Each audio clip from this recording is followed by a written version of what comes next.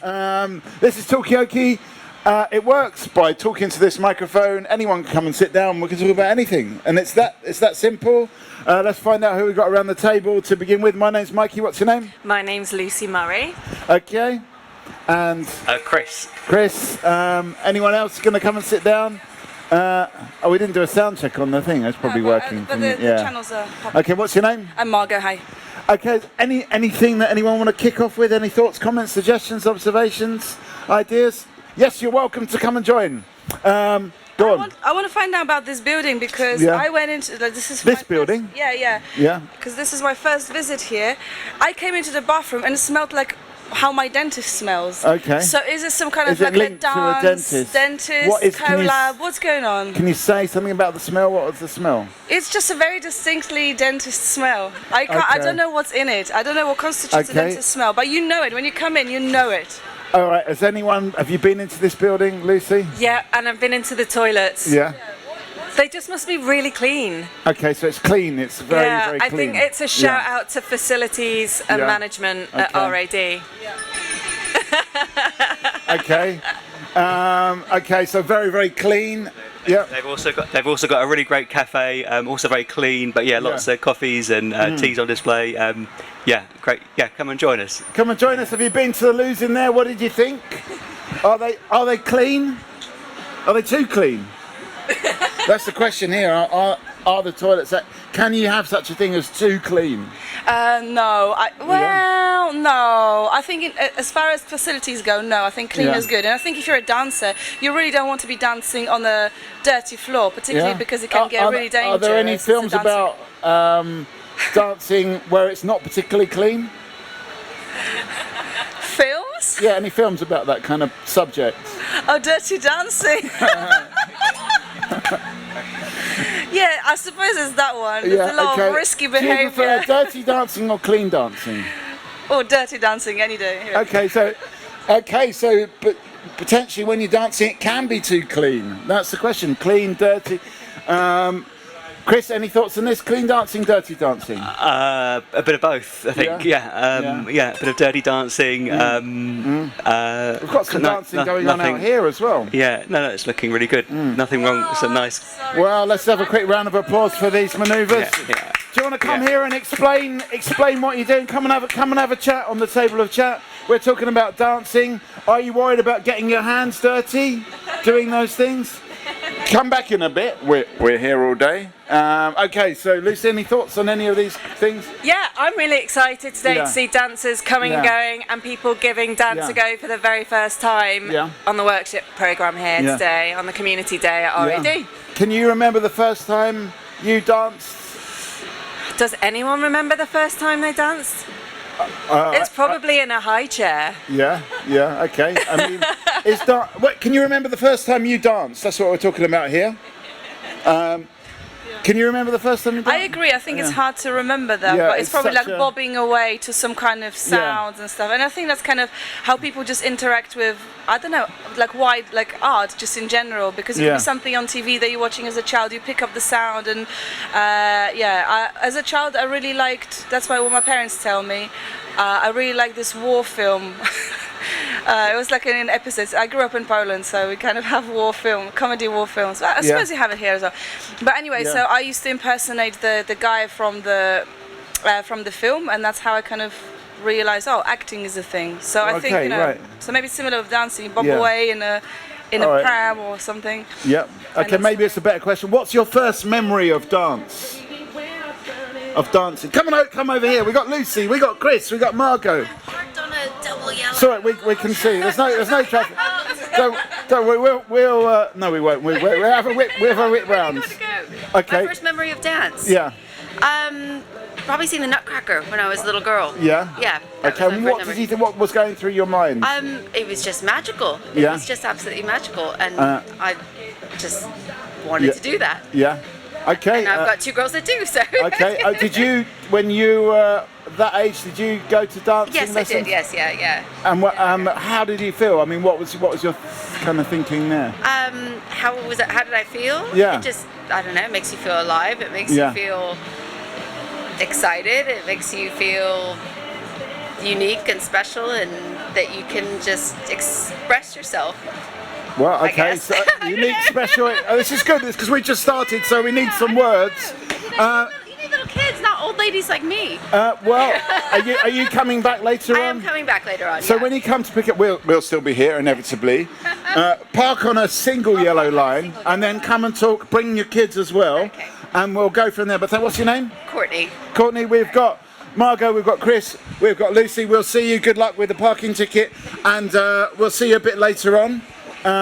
Thanks for giving us some opening words. There's quite a lot there in a very short space of time. We've got someone. What's your first memory of dance? That's what we're asking right now. One of my first memories of just general kind of going to theatre. I hated theatre when I went there. We had like a big puppet theatre where I grew up, and I hated it. I just didn't understand it. And I suppose now, I'm not sure if I like puppet theatre more. I think I prefer like human theatre. Right. I mean, I know the puppet theatre has got humans operating it. I know puppets are not real. I got that. But I don't know, there was something that just didn't... What was it, like a bit... I completely believed what was going on, but I think maybe it was just too abstract for me as a child. Was it? Yeah, it was just a bit, I don't know, just... I couldn't quite figure it out. Maybe it was just a bit too abstract. Okay. I don't know. Yeah? But humans acting, that's okay. All That was right. okay. And what about what Courtney was saying about being alive, expressing yourself? Do you feel that through dance, through other activities? Yeah, I mean, definitely through performance, and I think it's interesting that we are here with Wandsworth Fringe, because I think there's quite a lot going on there in terms of performances, and the question is, theatre or performance or being in culture doesn't always give you lots of money, but it gives you something to keep people going, and I think particularly in fringe festivals, fringe opportunities, you just do it, you just put it out there because you kind of have to, and that's very energetic, I think. Okay, so it's very energetic. Do you concur? Yeah, I agree. In fact, Chris and I were talking about this last night when we were at Furs Down Pride Extravaganza, which was amazing over in Tooting. And we said that the Fringe is just fantastic for just giving an idea a go and not being afraid to do that. And there's something really magical about that. Well, I mean, certainly with Talkaoke, it's all about coming to give it a go. We've got a little photo session going on here. We don't want to distract. Look to the camera. But afterwards, come and we're talking about early experiences of performance, of dance, giving it a go, the energy. Chris, have you got any thoughts on this? I have vague memories of Mr. Motivator dancing at GMTV in the mornings and still doing weird stuff like that.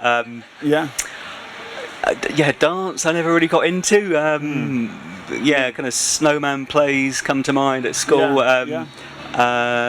So what's your thing then, Chris?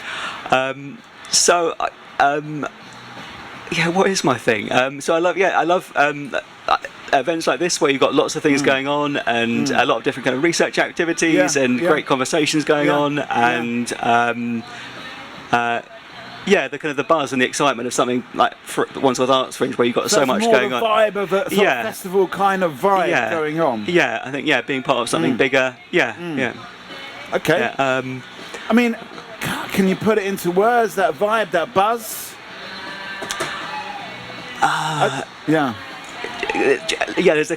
There's a real kind of love and passion I've seen from artists around wanting to kind of put things on and kind of create things, and also bit of anxiety, bit of fear around maybe doing things newly. Doing something different, but having great fun doing it, and I think getting a lot from seeing audiences react to what they're doing. Come over here for 2 seconds. We're just talking about the buzz. Do you feel a buzz today? Is there a buzz in the air? Don't worry, we'll keep an eye on what's going on here. So I've got it. I'm like 360. Tell us your name first of all. Khan. My name is Khan. And I'm Zishan. Was it? Zishan. Zishan. We've got Margot. We've got Chris. We've got Lucy. I'm the one from facilities. Okay, so you've already got like a big up there.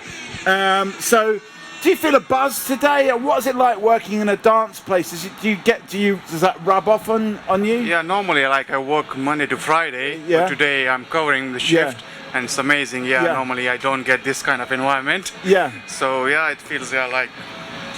music I want to just I mean, should my duty as well, yeah. Should it be here every day, the music? Every day, yeah, of course.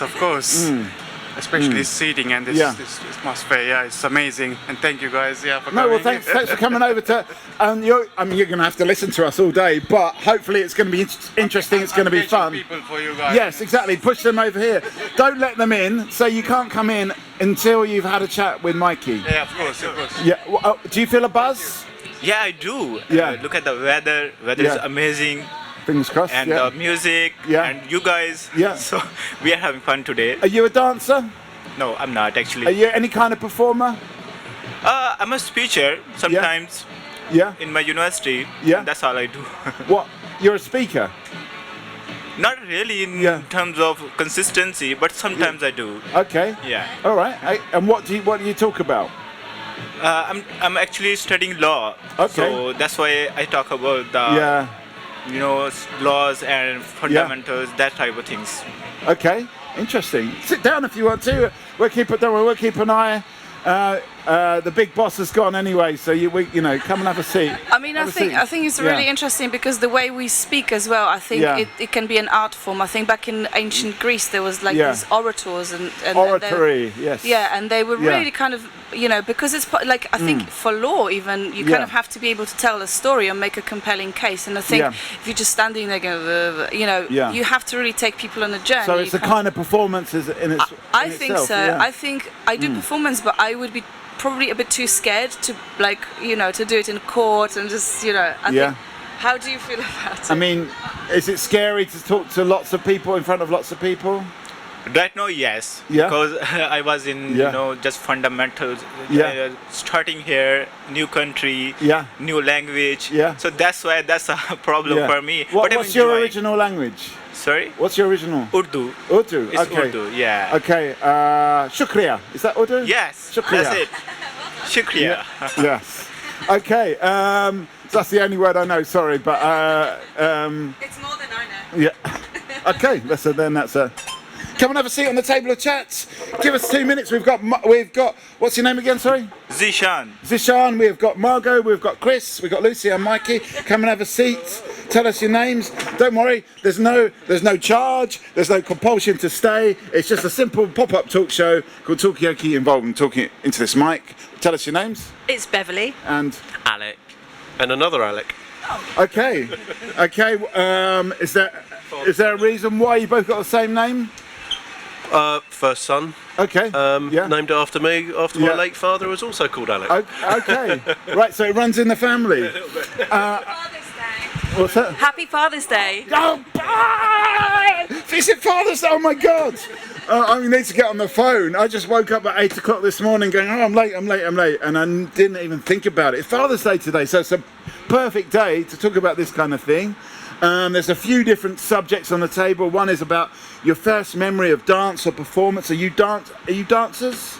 Does it run in the family? Are you a dancer? I'm not a dancer. I'm a composer, actually. Okay. Well, have we got what have we got for composer? We've got. I don't know. Anyway, does that run in the family? Composition?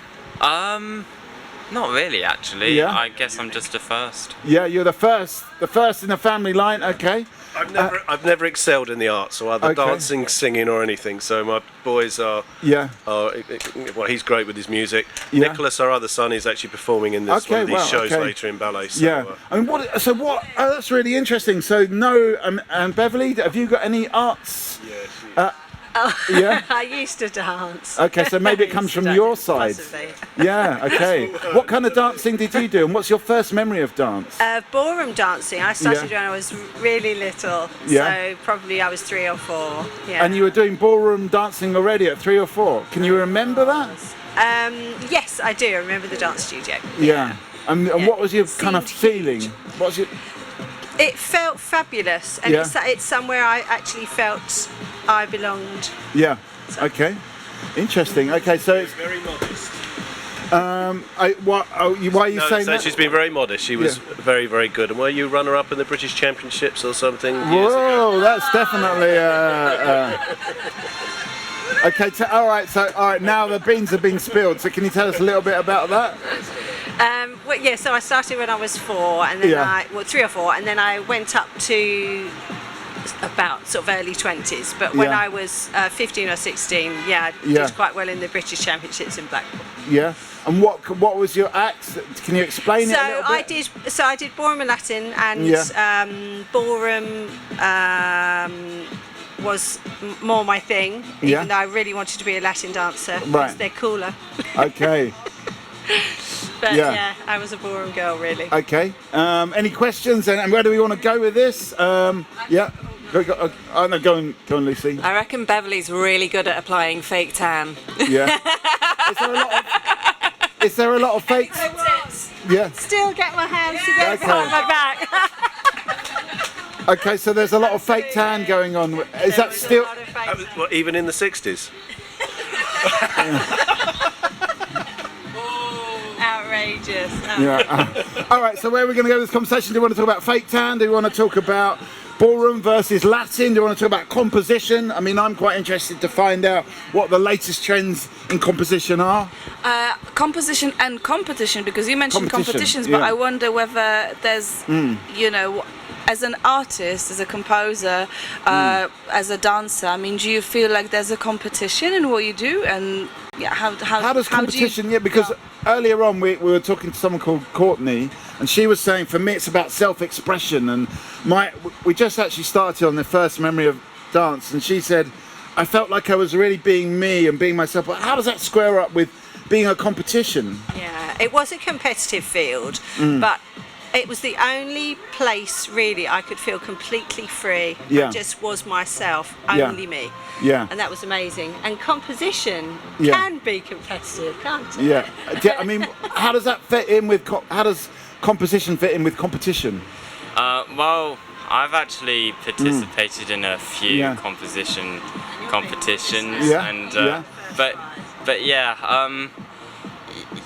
personally,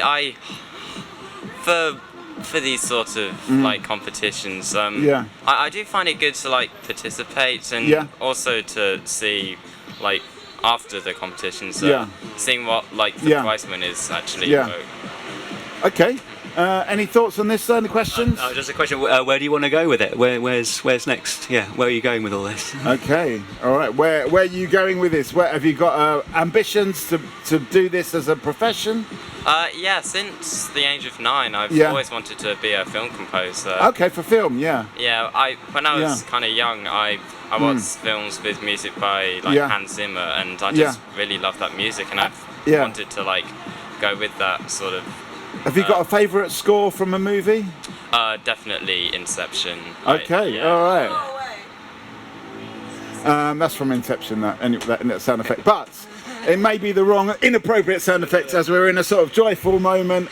Do you like the film Inception as well? Yeah, I do. When I first watched it, I was just amazed by everything, and the music as well just really inspired me to be a composer. So. Okay, so we're talking about music and films. We've got Rocky goes on. Yeah, exactly. Yeah, Eye of the Tiger's just come on, like in perfect timing. Probably one of the most iconic soundtracks from any film. Did it inspire you to get into boxing? I did do boxing for a little while. Okay, well, okay. I really enjoyed it in a real sort of spit and sawdust gym as well. Yeah. Okay. It's quite scary environment to go in as one of the only women in that gym. Yeah. But I loved it. Okay. It's very meditative boxing. Okay. You've really got to be in the moment, like you do in dance. It's very similar. Okay, so similar to dancing. Yeah. Okay. All right. So there we go. We're talking about film. Have you got a particular favourite soundtrack to a film, Beverly? I'd probably be Inception as well. Inception. Yeah. Okay. I'm going to go around the table on this one. Have you got a favourite? It's the Bond theme. Yeah. The Bond theme. The actual Bond. Because normally they do a song on, or is it the main theme? The really early ones, and they're kind of with the guitar. They're really kind of early ones. They kind of jazzed it up more with the later ones, but like the early kind of raw ones. Yeah. Okay. And what does that make you feel? Talking about Father's Day, memories of kind of watching Bond films with my dad. Do you feel like a kind of James Bond character? No, not at all. Not at all. Are you a silent assassin? Yes. He's behind the scenes assassin. Yeah. Okay. All right. Behind the scenes. Okay. Watch out for this guy. Okay. Have you got a favourite soundtrack? come back to me, but I just finished watching A Star Is Born last night. Has anybody seen it? Oh, is there an old one? Oh, with Lady Gaga in it. That's the one I'm talking about. That's probably. Oh, is there an old one? Yeah. Okay. I just wanted to get. Has anyone seen it? The Star Is Born. What do you think about the music in it?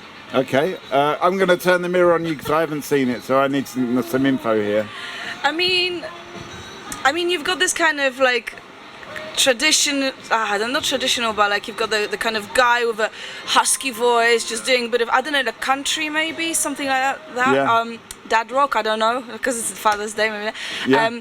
And then he meets this girl, and she's a really good. That's Lady Gaga's character, and she's a good songwriter. But then there's an interesting thing happens where they have these like power songs, really kind of emotional songs, and then she switches to pop, and he's not very happy about it. Right. And then it kind of really puts a mirror to pop music. And when I think about it, lyrics-wise, pop music is just shambolic. I want to ask. You don't like are the lyrics not good enough in pop music? Film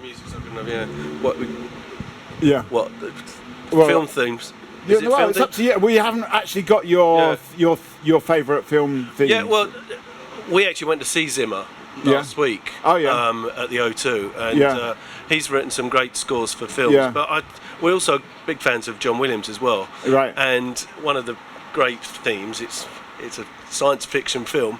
Yeah. But Star Wars theme is got to be up there as far as a composed piece of classical music. Yeah. And when you hear that live with an orchestra, I think it's hard to beat. I know it's Star Wars, but it's still a great piece of music. And tell us about the old Star Is Born, because what with the James Mason? It's one of the classic old. You need to tell us. You need to tell us. You need to fill us in. You know something about it. Well, I suppose the theme might be similar, but what it is that James Mason played an old style singer, world famous, meets a girl who's up and coming. Their partners similar on the same, but then I don't think it's the turns to pop type theme that turns it around. It's the fact that where he was right on the top of the tree and she was the up and coming star, he had a drink problem, and his career started coming down, hers going up, and it was trying to accept the changes in status between the two characters, and that's the key to that film. But it's a classic old film. Okay, well, I've got a lot of watching to do because I haven't seen either of them. It's on iPlayer. Okay. Where do we want to go with this conversation? There's a lot of different themes here. We can talk about composition and competition. We can talk about music in films. We can talk about you mentioned the point that you don't think pop music is too superficial. Do we agree with that statement? I'm also. A lot of pop music is rubbish. It's not rubbish, but there's a lot of young kids who come in and just sing a song to a bit of music that anyone with their garage band can make the music for. But there's still some great new musicians and composers out there. I mean, I look at Coldplay. Now that's a modern band, but they make great music. So to tarnish the brush that all pop music is pretty poor, which I say most of the time.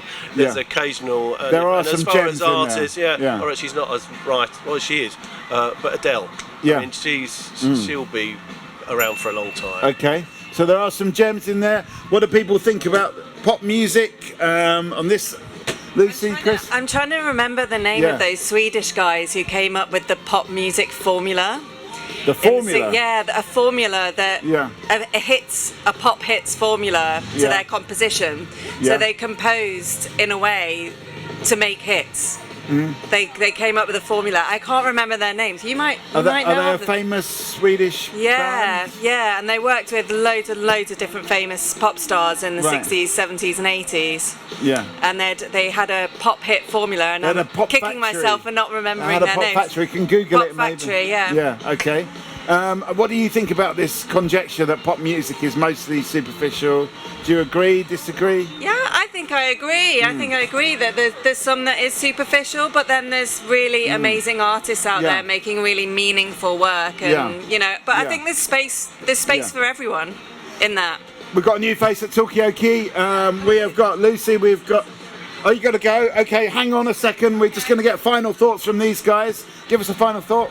Thank you, and a brilliant day today. So, well, I mean, I'm going to get a bit more from you because obviously you've got 2 sons that are into music and dance. What is that? How do we actually encourage people or get this, get it bigger and brighter in Wandsworth? What would you say? I think as a mum, just introduce them to everything and see what they like. Yeah. I thought I was going to have rugby players. I did not know I was going to have creative arts types. Can you have creative rugby players? Yeah, I think you could probably have that as probably, well. But but absolutely. you've got more into composition. Yeah. Okay, final thought. Yeah, I guess I'll just carry on with my composition and just try and get somewhere. I mean, what do you think your route to being a film composer is? How do you sort of see it happening?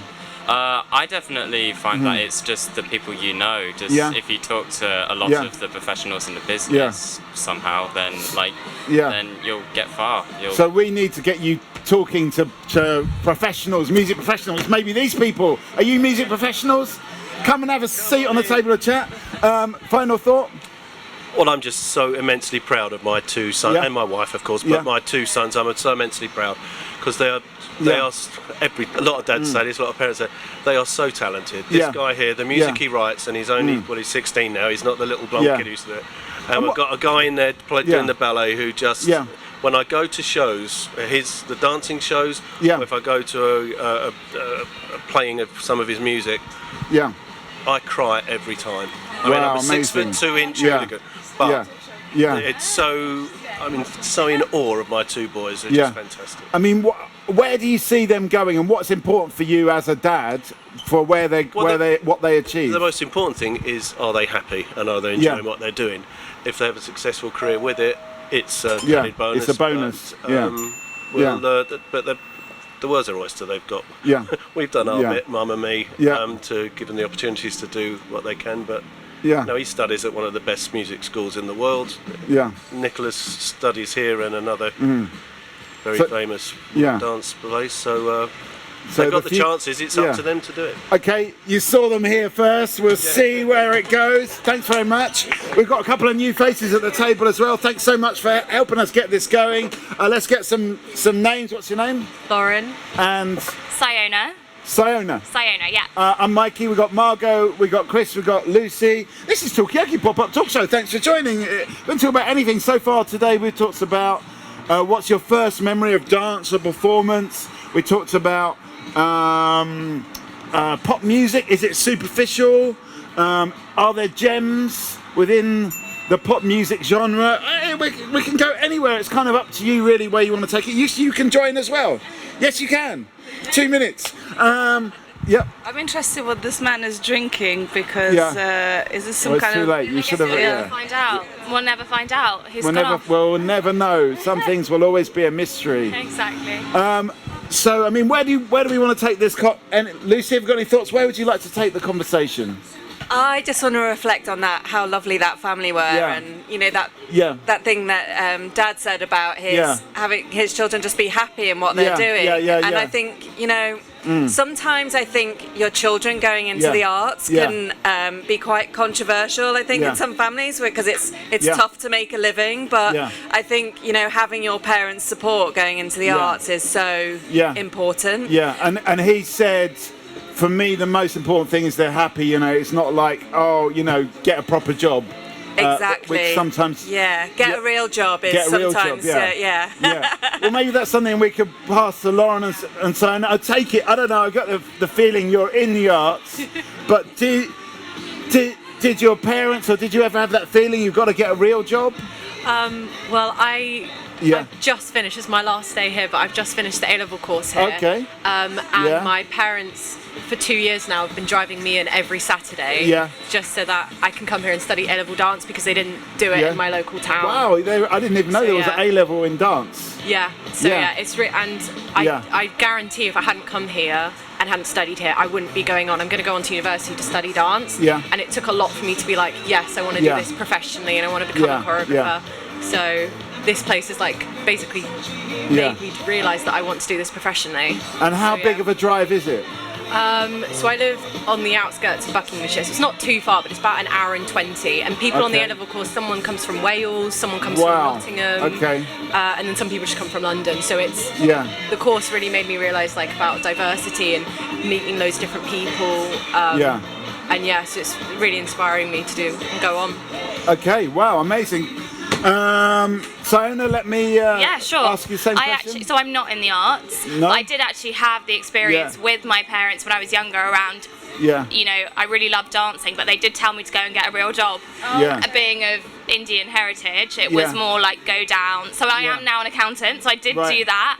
But I kind of have dance as my hobby, and I still keep up with it. So I mean, do you think you'll ever convert from hobby to like profession as a dancer? I don't know. I think it. Well, I was going to say it may be a bit late for me, but that's not true. You can start at any age. But I think what it has probably taught me is that I would encourage my children to pursue whatever they would want in the future. So. I mean, you mentioned the Indian heritage. Do you think like certain cultures are like more strict about where they want their children to go? Yeah, definitely. I think more cultures are open-minded, some are less. I think it's definitely changing, and like my generation will definitely change that for the next. But I definitely think that especially Asian parents are more, you know, go down the traditional approach of sort of.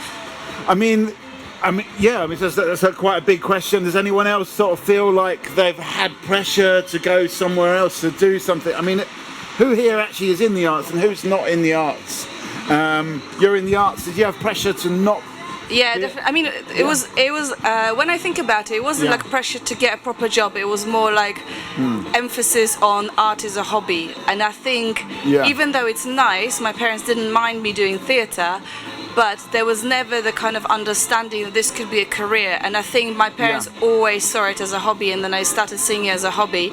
I ended up going to drama school and doing performance, but I think in the back of my mind, I always have like... the voice of your parents. Yeah, and it's so strange. Get a real job. Yeah, because it's... Yeah, and I think the way I'm trying to prove it to my parents that I'm, you know, I've got, you know, I'm successful or whatever, I'm still trying to use these kind of like measurements that they will understand, because for them, oh, you've done a show, oh yeah, well done. It's like, you know, it's just like not much encouragement, I would say. It's acceptance, but not, you know. Come and have a seat on the table of chat. Have you ever been asked to get a real job? Oh, you'll be okay. We're out in the fresh air. We've got we've got Lucy, we've got Margot, we have got Lauren, we have got. We've got Margot, we've got Lucy, we've got Lauren, we've got Siona, we've got Chris. And tell us your name. Phil and Mikey, come and have a seat. 2 minutes. We're talking about, it's interesting, it's like, thank you so much. Give us a final thought before you go, Siona. I just think this is such a wonderful concept to have people come and share their thoughts, so thank you very much. Well, come and share your thoughts a bit later on. And we're talking about pressure from parents or support from parents. Sometimes when you're in the arts, you kind of get the feeling that your parents, you know, want you to get a real job, is the way it's been said on the table. So that's what we're talking about at the moment. Lucy, have you got any thoughts on this? Have you ever had pressure to I sort of cheated. I was going to go into the arts as a performer, but then I went into arts administration. So I still can't believe I'm sort of getting away with it. So you kind of came in through the back door. Would you like to perform more? I would. I really miss. I used to dance. From the age of sort of 9 up until about 20. And I do really miss it.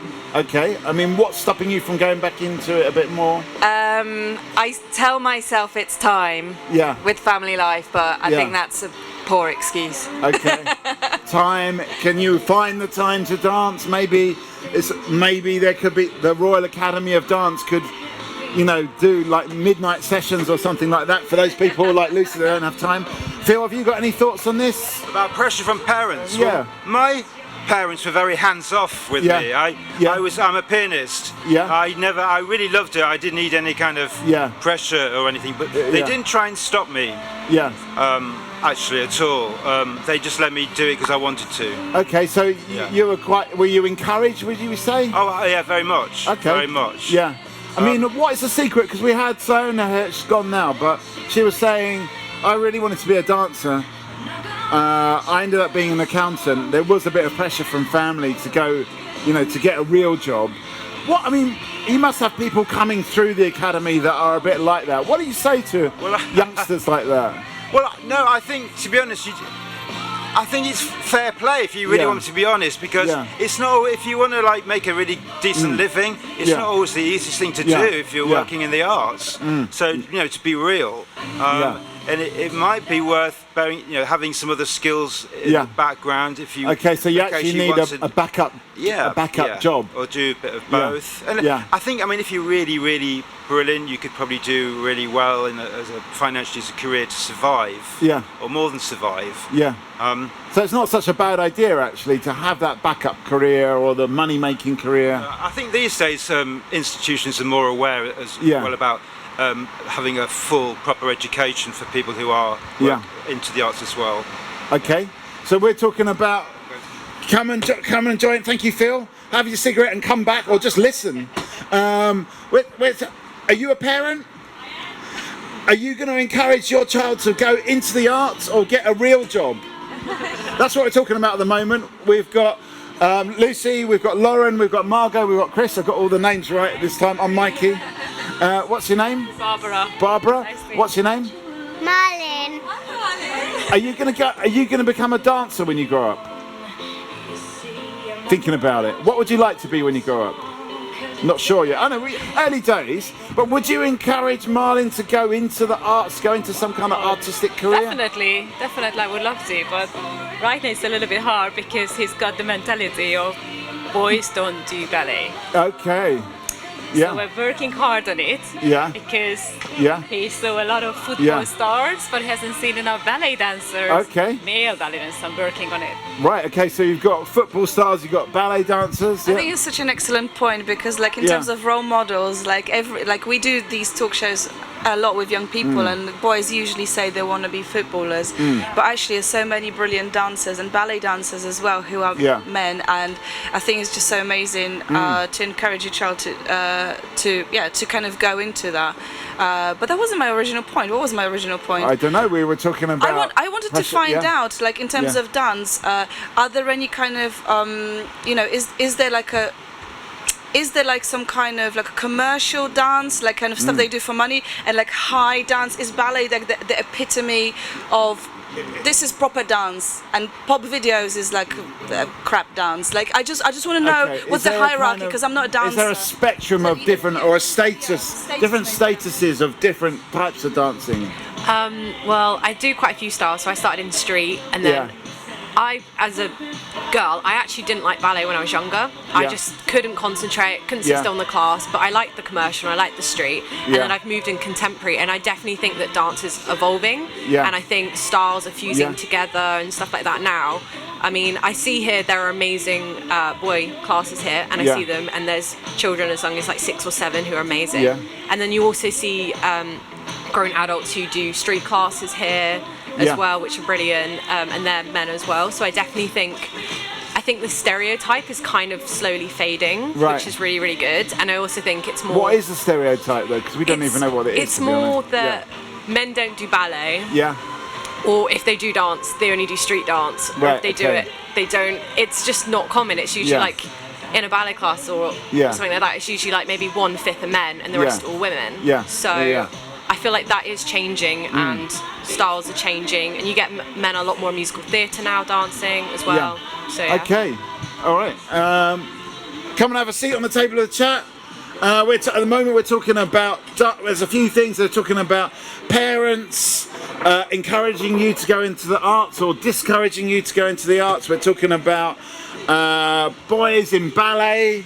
We're talking about stereotypes in dance, all these kind of things. We can go anywhere. This is Talkaoke. We can go any direction you want to go.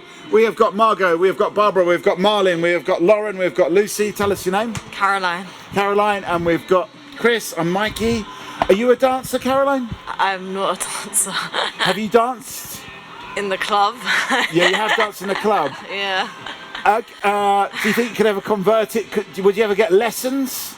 I wouldn't mind. It's just not something I did as a child. Yeah. But like, I know people who have been dancers, and it's been like a huge part of their upbringing and how. And what's your experience of dancing in a club? I don't know. You just like have fun and like the vibe. Yeah. Okay, so could there be a conversion between dancing in the club and dancing in the Royal Academy of Dance? I started ballet when I was 35, 4 as an adult. So now I go to your adult class. So where were you dancing before then? In a club, probably. In the club, okay. But I always wanted to do that ballet. I mean, what's your feeling about dancing in the club?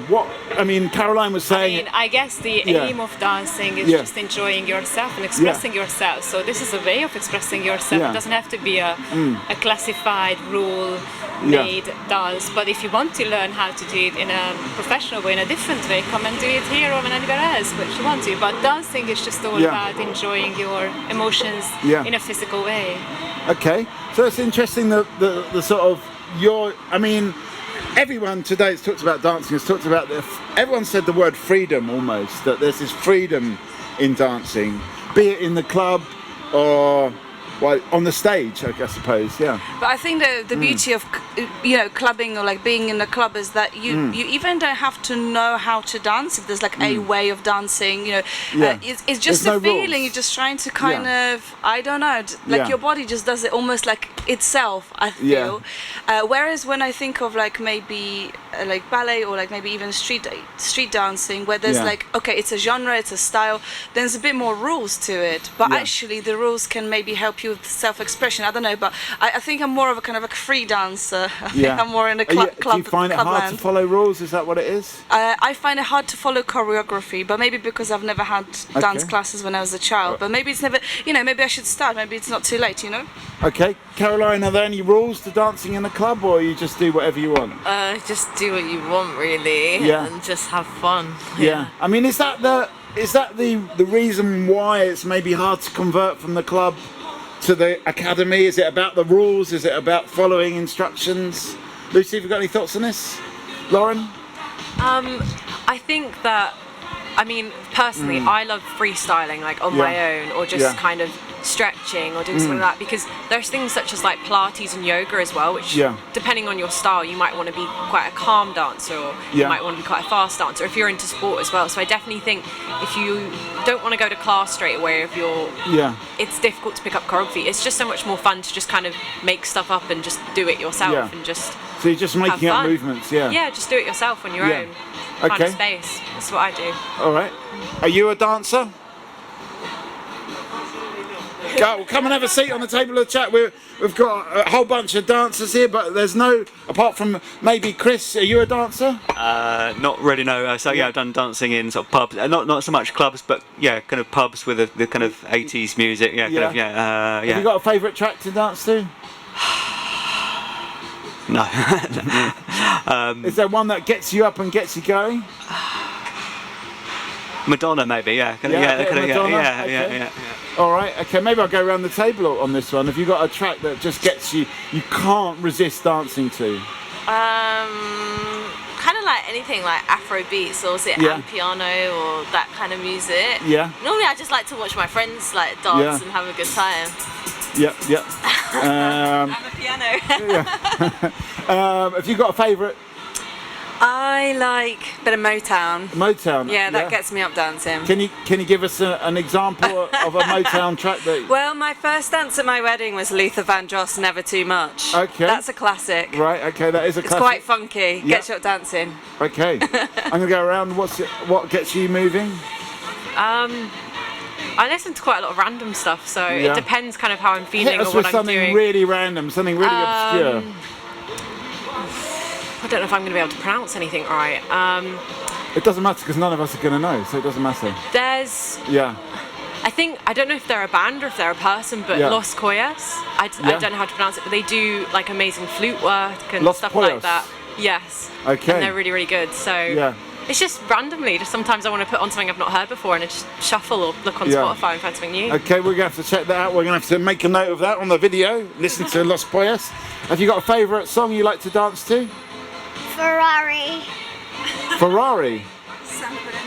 Is it like the brum? It's it's like a song. Is it a new song? Okay. It's very non-good quality, so you probably won't hear it, but it's another one we're gonna have to look up. Barbara, what song gets you going? I'm very wild. Anything between heavy metal to classical ballet. Anything. Okay. All right. So maybe something that combines all of the styles together. Have you got a favourite dance track to dance to? No? Anything? Okay. Margot? I think I'm similarly, I can dance to anything, but I think the beat is quite important. But recently I surprised myself, I was watching Eurovision and I really got into the Swedish entry, the woman who in the end won. There's something, I mean, okay, something catchy. Maybe it was by the same Swedish pop factory. Maybe. No, I don't think. Oh, actually, who knows? No, but it's something about gathering the power and kind of releasing it. Yeah, power. That's what I like. Okay, so it had a bit power of ballad. Yeah. Power ballad. All right, so you mentioned Eurovision. Has that got anything to do with this conversation? Did people see Eurovision? I mean, I just want to say, like in Eurovision, okay, it's about the song. I mean, we can talk about the quality of songs, but what? Diet Coke. Oh, Diet Coke. Yeah. But I think there's a lot of dance, and this is something about Eurovision. I sometimes wonder whether dancing is not distracting from the music. That's my views on. Okay, question. Anyone here see Eurovision? No, you didn't see it. You did. You didn't. Does the dancing distract from the music? That's the question. I think it makes the music better for sure. I think the ones that did well, in the main, the ones that did really well were the ones that had really strong choreography and production behind it. So I think it did, Okay, it's so not just about choreography's music, important. is it? I just want to put a call out to these people. Come and have a seat on the table of chat. Come and talk about your dance experience. Is that yes? Yeah, you can come. Yeah, turn around. Come along. Oh, time. Okay, so you saying the dance will enhance, not distract. Okay. I'm so sorry. Okay, give us a final thought, Barbara, before you go. So boys are for ballet, and it's a stereotype thinking that men don't do ballet. I mean, is it a question? It's an amazing thing for the boys to have discipline, strength, and flexibility. Is it a question of getting out some YouTube videos of classic male ballet dancers? Carlos Acosta. Carlos Acosta. Anything from him would be amazing. Yeah. Okay. All right, that's another one I'm going to have to research. You should. Yeah. Because he's got a beautiful history of being the 11th child in Cuba, very poor family, and becoming one of the role models of the whole wide world, doing amazing stuff. Okay, amazing. Come and have a seat on the table of the chat. Thank you, Barbara. Thank you, Marlene. But we've got someone to replace you, which is amazing. We've got Lauren, we've got Lucy, we've got Caroline, we've got Chris, we've got Margot. I'm Mikey. What's your name? Caroline. Another Caroline. Oh, it makes my life so much easier. Well, there's so many things we're talking about. It's up to, the whole point of Talkaoke is up to you, and then we'll say this. Please do take it in the direction you want to take it. At the moment, we're talking about a little bit about pop music, the music that gets you going. We mentioned the Eurovision Song Contest. Does the dance distract or enhance? That's a bit of a question. We're also talking about lots of other things, really. Earlier on, we're talking about parents supporting or not supporting your journey in the arts. That's a big one. I mean, that's not so many things we talked about. We talked about conversion from dancing in the club to dancing at the academy. And yeah, that's a good summary, I think, isn't it? So is everybody here a member of the Dance Academy? Who's a member of the Dance Academy? We've got Lauren. One. Are you a member of the Dance Academy? No, I live nearby. And you're just curious? Yeah, I just wondered what was going on today, yeah. Are you a dancer? Definitely not. No? Have you ever danced? Only when I was like in university and stuff like that, you know. Yeah? Is there a particular song that gets you going? Oh my gosh. Yeah, absolutely. What's the song? It's called Come Back to Me. I'll come back to you on that one, but it's a very pertinent thing because one of the things we're talking about as well with Caroline is not only a dancer in the club. How do you convert from being a dancer in the club to a dancer at the academy? Is there anything you need to do? I mean, that would have to, I suppose, go to you, Lauren, because you're the only one at the academy. Is there anything that you need to do to sort of convert from? Is it about following rules, as you said, Margot, and be able to follow steps? Well, I think it's just about going to as many classes as you can and then finding the one that's for you. So I only started here when I started the A-level 2 years ago. So I've only been at RAD for 2 years, and I've probably been to about maybe 4 other dance schools. So it's the same as the saying as like, when you're the best in the class, go to another class. So I think if you go somewhere and you don't like it, or you try out a style and you're like, this isn't for me, then go try something else. It's the same as like a hobby in general. Like you might like one sport over another, so just go to different classes, and as well teachers. Sometimes you need a different type of teacher. Sometimes you need someone strict, someone who's very kind. What kind of teacher do you gel with? Just somebody who you can socialise with and have a conversation with. Sometimes I definitely like my technique definitely improved whilst I was here, so I definitely needed a teacher to kind of be like, Lauren, you're not doing that right, but try again. But then I also had teachers in the past who were almost like my friends, who were very friendly, and we would meet up outside of class and she'd be kind of like a mentor to me. So it's very important to just kind of get to know people and get to know dance in different genres. Yeah, relate. I'm going to dance on home, but it's great living here and walking by and seeing you all doing your exercises and everything, and it makes me really envious. Is it something you'd want to do? Is it something you want to watch? Just let's take the clock back 30 years and I'll do it. Bless you. Bye. Okay. Does the clock need to go back 30 years? Thank you, Caroline. That's the question. Is there an age limit for dancing? Are there barriers for men and women, for males and females? No, but it reminds me when I was younger, my mum, she always used to love just getting down on a dance floor and just bust some moves, and I used to find it so cringe. I was like, no, Mum, please, no. Yeah. But now I'm that person. Okay. I don't have children, but I think if you did, they would be embarrassed. They would be definitely embarrassed. Yeah. Okay. It's a bit of mum moves. Okay. But yeah, I also wondered about the kind of role models, because there's what do people think about these programs on TV? Like what's the one with the dancing? There's a few, probably, isn't there? Strictly Come Dancing and that kind of stuff. I mean, are there any footballers on it? But like, just generally, what are people's views on this? Okay, what's your view on Strictly? I'm not sure because I don't watch it, but I'm just curious. Because I understand there's a lot of different celebrities, people who are not professional dancers coming into it, and I wondered whether, for these guys with their football, whether that could be like a, you need to see a footballer in Strictly. Maybe there is one already, I don't know. Could it be a way to bring in some of those, more reluctant boys into the world of dance? If you've got male celebrities like footballers, other sports stars, are there? I mean, I have to say I don't really watch Strictly, so I don't know the answer to this. Caroline, do you watch Strictly? Have you ever seen it? Yeah, I've watched a few episodes and stuff. I think it's just fun, isn't it? And I think it just shows that it takes like dedication and hard work. So I think it can widen up someone's interest. I don't see there's anything wrong with it. Yeah. Okay.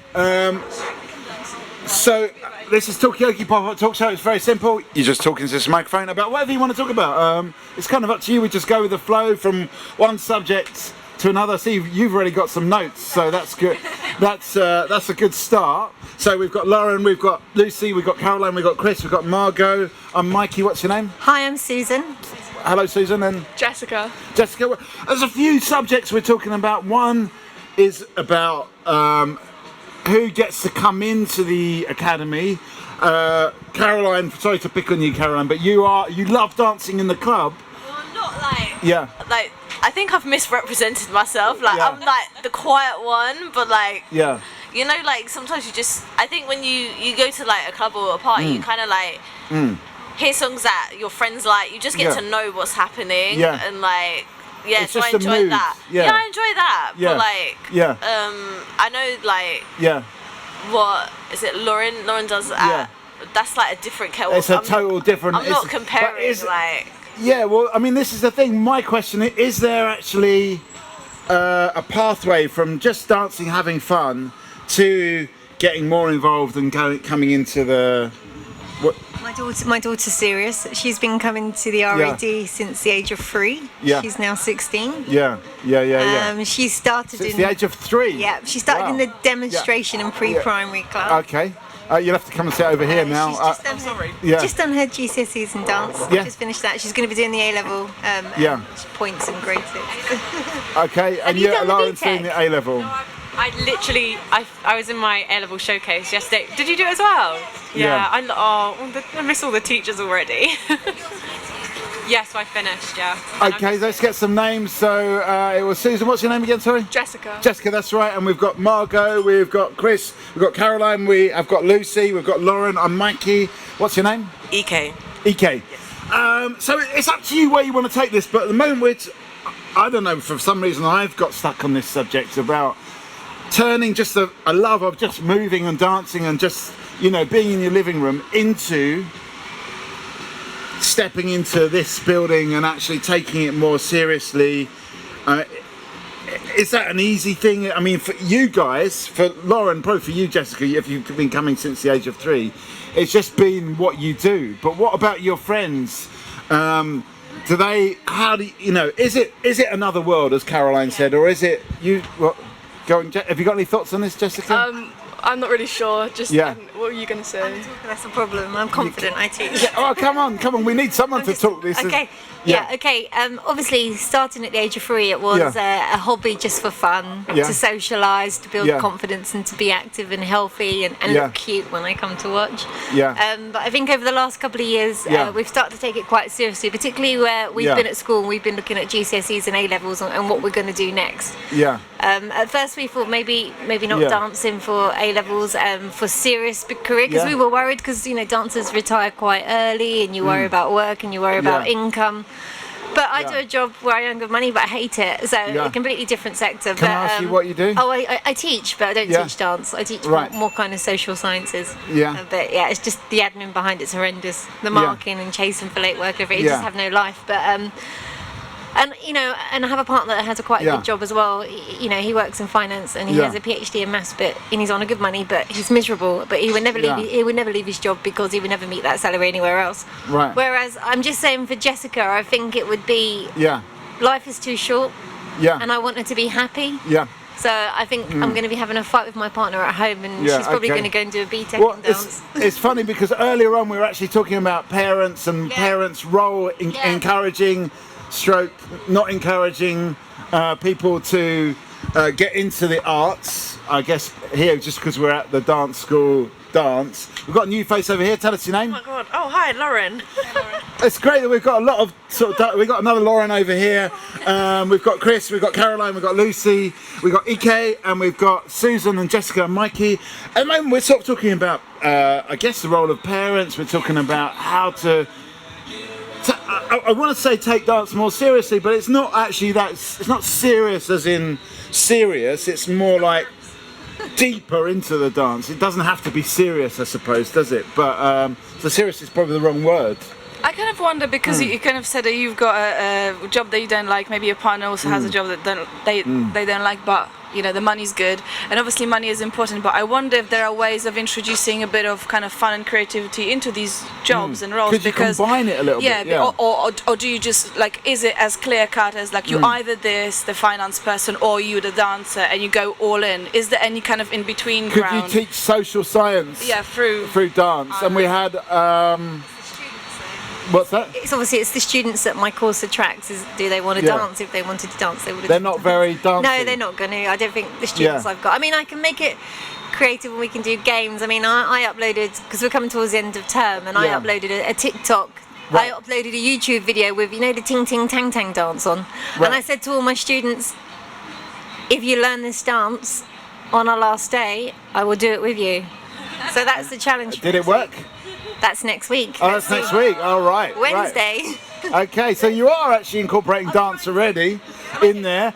I don't know, has anyone else got any thoughts about this? EK, you look like you've got some ideas. I mean, I think my job kind of has that cross between, I work here at the RAD, and I do community partnership building. Right. And so it's that cross between being at a desk, being in the world, doing both of them at the same time. So I think some jobs do have the benefit of having that crossover. Yeah. Okay, I'm just trying to do a community partnership. Come and join us. This is Talkaoke. So actually there are a lot of jobs that are crossing arts and something else. I mean, what else? Okay, so we not understand the dance side, but how do you form community partnerships? Is it just by shouting at people in the street like I just did? Sometimes definitely. Yeah. For me, I always think it's about meeting people where they are, right? And like, if you like to hang out there, we go there, we have a chat. Yeah. We pop the kettle on, we have a chat. Yeah. Being around, going around, being a face that people can be like, oh, yeah, EK's there. Like, just being around and talking to people, they build trust. I mean, would you ever set up in the club or in a pub where people are dancing anyway, and just say, "Come on, you're good. You should come over to the academy." Funnily enough, I've never actually had that idea. Well, wow. It's on the table now. Maybe you could set up a little event shelter in the garden of a pub. I don't know. It's not a bad idea. I mean, this is just a vibe because we've got. Sorry to pick on you, Caroline, but Caroline never would take dancing seriously, but has fun with her friends out in the club, in the pub.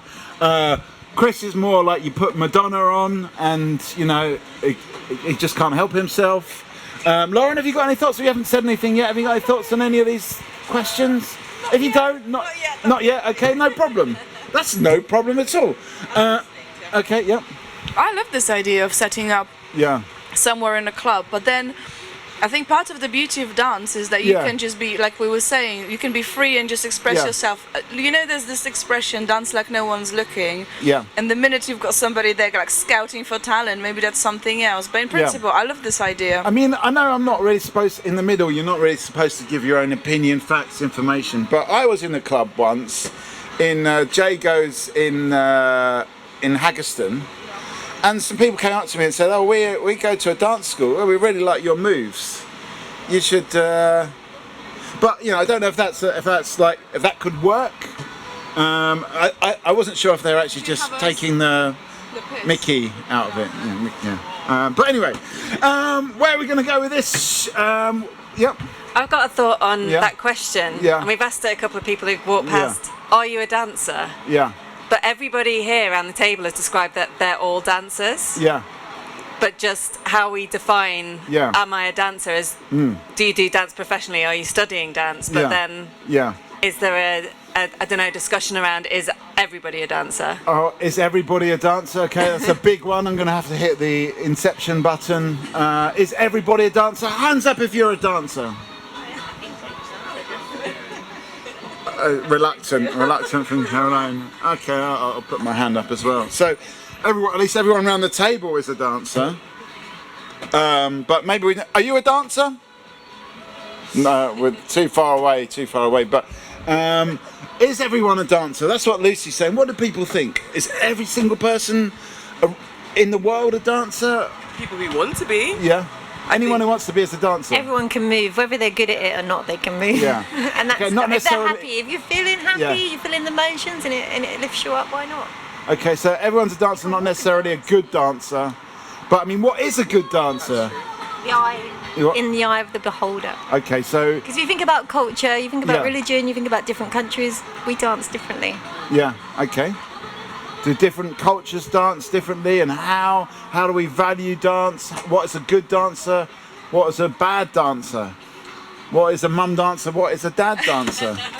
As well. Yeah, but I think it's an interesting point in different cultures. Like what are people trying to express? Like I'm from Poland, and we've got lots of different dances, but I find they are quite demonstrative. Like, I don't know, kind of like go like this, I go like that. You're like kind of showing off. And I don't know what we're trying to say as culture through that. But I mean, what is the connection between dancing and showing off? That's a good question as well. Yeah, is it basically just a form of showing off? Can be. Yeah. It's a sport. Yeah. It's like, you know, some people might do football or some people might do swimming.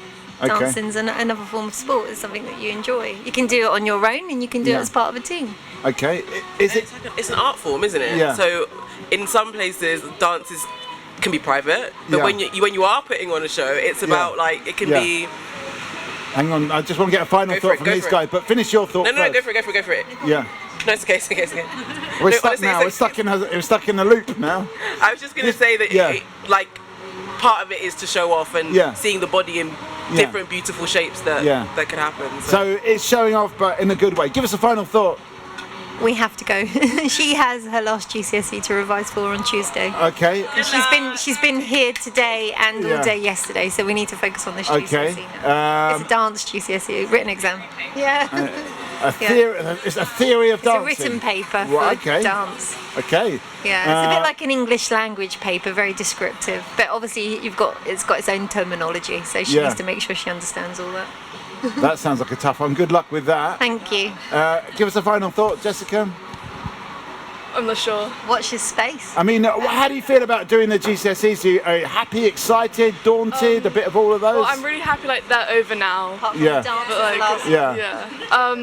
But yeah, no, it was really stressful in the beginning because I had so much motivation as well. Yeah. And when I got to the end, I was like, can this just be over already? Okay, so it's stressful, but kind of important. And well, good luck with it. I hope it goes well. And no matter what, keep on dancing. I'm sure you do very well. Where do we want to take this conversation? Thank you. Good luck. We better let you go and do your revision. I don't know how you can write about dancing. That's another question. But I mean, this is the thing. Like, there's one side of kind of cultural things, like dance. There's the actual doing it, professionally or non-professionally, and then there's the kind of whole theory behind it. I mean, is it just like what for? Sorry. Yeah. Like what for? Like, do we need a theory? Yeah. What is a theory of dancing? Is now we're getting theoretical. Yep. What theory of dance? Well, just say whatever you're going to say. Say whatever. But I guess it's really useful if you want to go into teaching, having terminology and having a language. I think dance is a physical language, but it can be a written language as well. Right. And being able to describe movement is a really important part of being a dancer or a dance teacher. Okay. I mean, maybe Lauren, you could tell us something about it as you're doing it. Do you have to write stuff down when doing your A level? So I had the paper. I think it was about 3 weeks ago. I finished my A level paper, and I stayed in that travel lodge so I could get here in the morning for my exam. Okay. Yeah. But A level, at first I found it really difficult, but I also, strangely, I really enjoyed it. Like, even in the exam, I was like, this is interesting. What kind of questions do they ask you in the exam? So there's two sections. There's two sections in the paper. So you study like practitioners who are basically like famous choreographers and stuff like that. So I've studied someone called Akram Khan, who's an amazing Bangladeshi choreographer, and he does contemporary ballet and Indian dance, Kathak Indian dance. So it also brings in loads of different styles as well. So I studied that, and then I also studied someone like Matthew Bourne, who's ballet dancer, ballet teacher, and ballet choreographer, who's amazing. And you just learn about like the history of dance, like different dance companies and dance companies that have been around for hundreds of years and stuff like that. So you see how like dance has developed. So it is really interesting. It's quite similar to history as well as like English, the paper. So in a way, it kind of links into the history, to how dance has changed over the years. Anyone else ever written about dance? It's just you, Lauren. Oh no, behind. No, I haven't written about dance, but I think maybe it's similar for theatre. It's just, you kind of, there's the doing of it and then there's the writing about it. But it's a kind of different experience in a way, but maybe they're mutually complementary. But I was just thinking about, the language, and, language of dance probably changes, like, but also, like, I think we can incorporate some of the, I don't know, words, vocabulary into how we kind of communicate in the world. And I wonder if there are any kind of, I don't know, words from the dance that we kind of use in normal language, I'm just interested. I mean, can the language of dance be incorporated into our everyday language? Well, ballet's in French, isn't it? Yeah. Ballet is taught in French. Is it? The movement is taught in French. So it actually does help you with your French language learning, doing ballet. Yeah. There's a nice crossover there with language. Okay. Yep. Chris? I was just going to dance, could be this kind of wider sort of metaphor for kind of like movement and sort of connecting and connecting with different things, connecting with different people, and you're probably doing that all the time in work and life and in the office or in different environments. So you're not necessarily dancing in the office, but you're moving in a certain way which is communicating something. Yeah, and you're kind of moving between tasks and connecting between tasks. I don't know. It feels like there's a kind of wider kind of something around dance. Have you ever had a job in an office, and have you ever? So I guess early career, and then I guess more kind of running a small business, you feel as though you're kind of moving between different things, and Are you sort of moving in a certain way in the office? So doing written work, you're mainly, I guess, kind of like in a facing the computer, kind of very sort of desk space. But then, and then you've got kind of research work where you're kind of moving about a bit more. Yeah. But you're moving between different tasks as well. So even if you're just in front of a screen, you're still having to sort of do different things and produce different things. And I don't know. I'm just going to put a call out to this very distant person. Come and join us. This is Talkaoke Pop-Up Talk Show. Everyone's welcome. Are you off, Lauren? I'm going to go reverse. Okay, well, all right. Well, good luck with that. Can you say, because in theatre world you have to say break a leg, but can you say good luck in the dark? Please tell me yes. Yeah, you're not actually supposed to say break a leg on the day. I've been told that's bad luck. Okay. Oh, well, that's amazing, because I would just say good luck. But give us a final thought before you go. Where should this conversation move on to, would you say? Oh. That's a sticky one. That's a difficult question.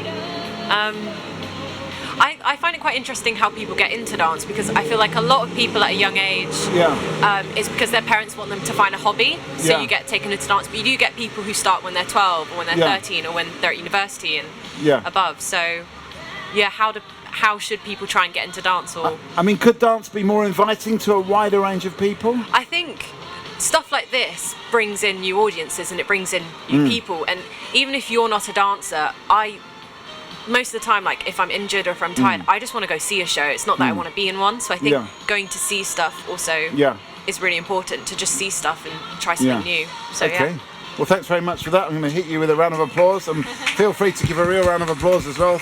And good luck in the A-levels as well. Okay, so we're talking about, there's a few questions thrown in there by Lauren, but also there's some questions on the table already, like the everyday movement. Is it a language? I was just thinking about incorporating kind of movement descriptive language into like ordinary jobs. I don't know, could you be what's the word, undulating over an email or something? I don't know, just to kind of zhuzh it up, just to kind of, make it a bit more fun, maybe. Yeah, just like have some play with it, or I don't know, pirouette across the office or something. I don't know. Well, I'm pirouetting a little bit on my bum here in the middle of this table, so I suppose there is a bit of a spin going on. Where do we want to take this conversation? It's kind of up to you. This is the whole point. Ike, have you got anything for us? I mean, there was a question there. You're the I don't know what it is, a community development person. Yeah.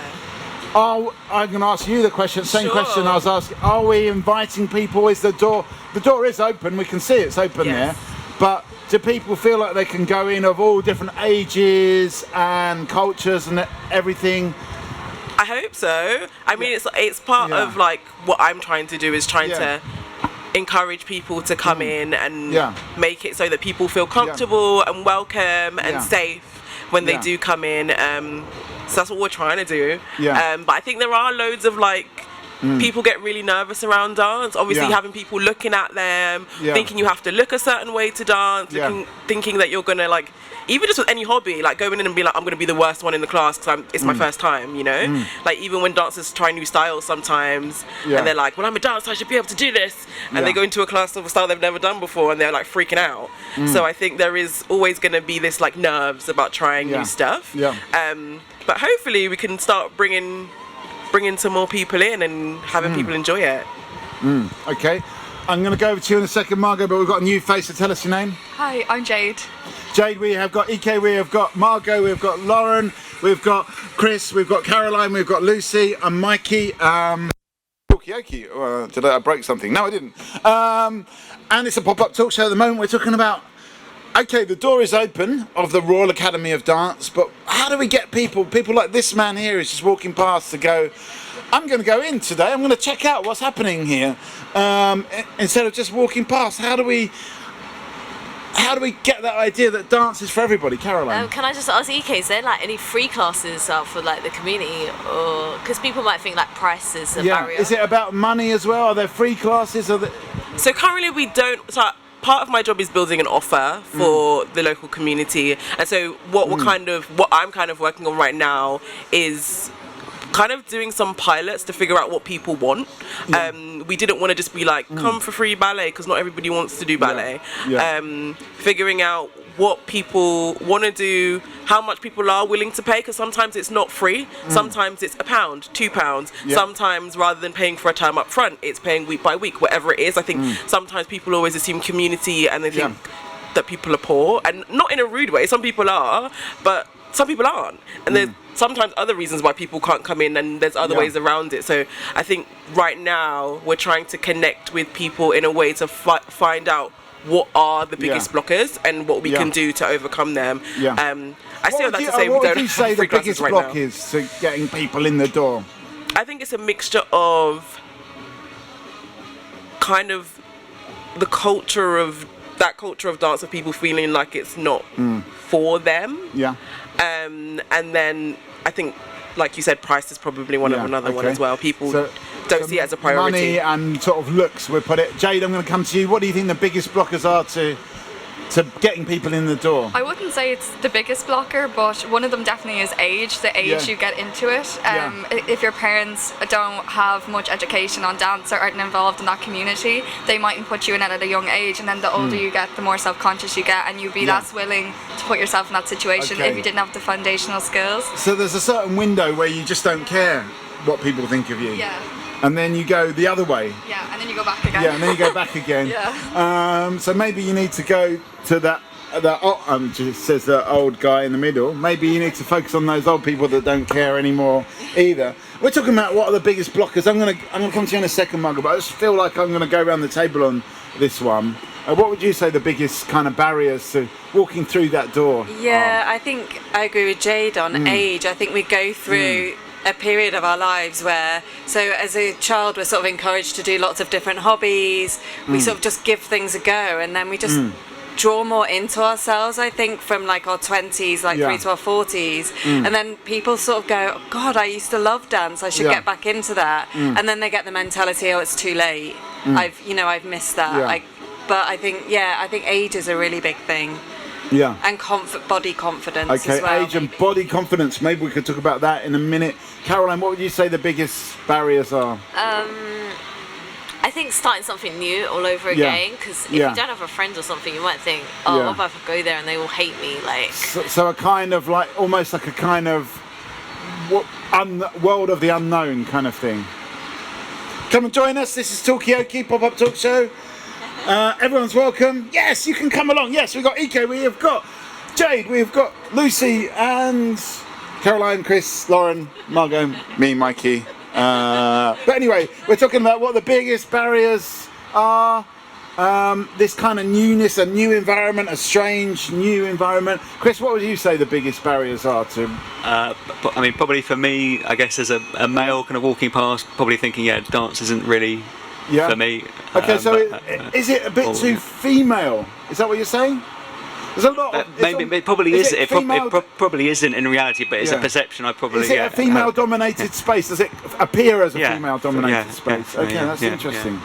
All right, Lauren, what would you say? I would agree with a lot of people, maybe self-confidence, but it's weird because age, with the age thing, you saying people start younger and then they feel like there's a was we talking about this yesterday? I was talking about it with someone yesterday. There's a middle ground of like when you just stop being creative because you've got so much life to like catch up with, and then after you kind of get back into it. But like my dad does salsa classes. He's gone back to that. How old is your dad? He's 60. Okay. So and then my auntie, they all go. There's all like there's a little community there, which is cute. So I feel like sometimes you do go back because there are some people that do think, you know what, I've missed out now, and I want to think about my health. I want to get my body moving a bit, so they might join something like that. In a way, it's a kind of like there's a window. Such a weird, There's a window when you're young, and there's a window when you're old.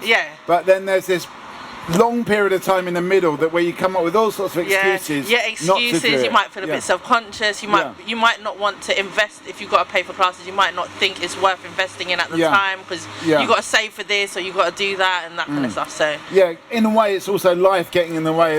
You know, you're probably a bit more busy in that.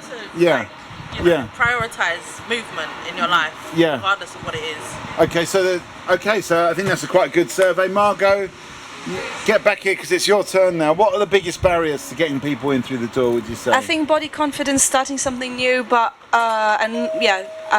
just confidence. But I think money is just an interesting one because, you know, I think there's a perception that I have of dance, particularly in a place called Royal Dance Academy. There's quite elitist, and I think could it be called something else? Okay, is it the name could put people off? Maybe it's a bit. I find it intimidating. The Royal Academy of Dance. Is it too grand a name to get people through the door? Yeah. I think that's, for me anyway, that's actually I think that's one of the issues that I've had is people think, even when I applied to work here, I was a little bit like, oh, that's a bit much, innit? Yeah. But like it just felt a bit. Did you think you were gonna get to meet the Queen or the King or whenever? I didn't think that far, to be honest. But it just felt like it was a lot. And but being here, it's so relaxed. Like working here is so relaxed. So it's just like I agree with you. I think the name can hurt a little bit. Some people's perception, Yeah, I mean, we've done this Talkaoke in the National Theatre, but it's actually the Royal National Theatre. But in all their is it actually? It's actually called the Royal National Theatre. I never knew that. They kind of dropped the Royal, so interesting. I mean, should the Royal Academy of Dance drop the Royal? I don't know. I don't think I'm the person to say. Okay, what do other people think? Royal or not royal? Is it nice to be royal? There's two sides. I think there's two sides to it, isn't there? Because the dancers that come here, having that on their CVs and being trained here, obviously it gives them a step up in their careers and that sort of accolade. But then to the ordinary person in the street coming in, they see maybe that title and the grandeur of it, and they then immediately think it's not for the likes of me. Yeah. Come and have a seat on the table of chat. Are you put off by the royal? Here for the wedding. Okay. Come and have a seat. I'm very shy. That's okay. That's okay. We'll bring you out. We'll bring you out of your shell. Well, we've got Destiny's grandchild here. You're like young Peter Andre. Well, I'd like to get some trainers, Air Jordan. Yes, a lot of air is actually being exchanged here. This is Talkaoke Pop Talk Show. We have got Ike, we've got Jade, we've got Lucy, we've got Caroline, we have got Chris, we've got Lauren, we've got Margot and Mikey. Tell us your name. Justin Habiba. No, it's Rabbi the Clown. I like the tent. Is it by Marky Mark? It could be. Could be, yeah. I don't know if you heard on the news, the Prime Minister is going to do a computer game now for the children. Sunak the Hedgehog. Okay, well, just keep it going. At the moment we're talking about, have you got any royal gags? Because we're talking about, it's the Royal Academy of Dance. Do you think, does that put people off? Does that encourage people to come? I treat everyone equally, you know, obviously everyone here is like a royal to me. Yeah. Excellent, I'm royally glad to be here. Okay, all right, still managed to keep the puns going. But this is definitely the best royal dance venue I've been to today. Okay, excellent. So, what do other people think about this? Do they think a royal, does it encourage people, put people off, a bit of both?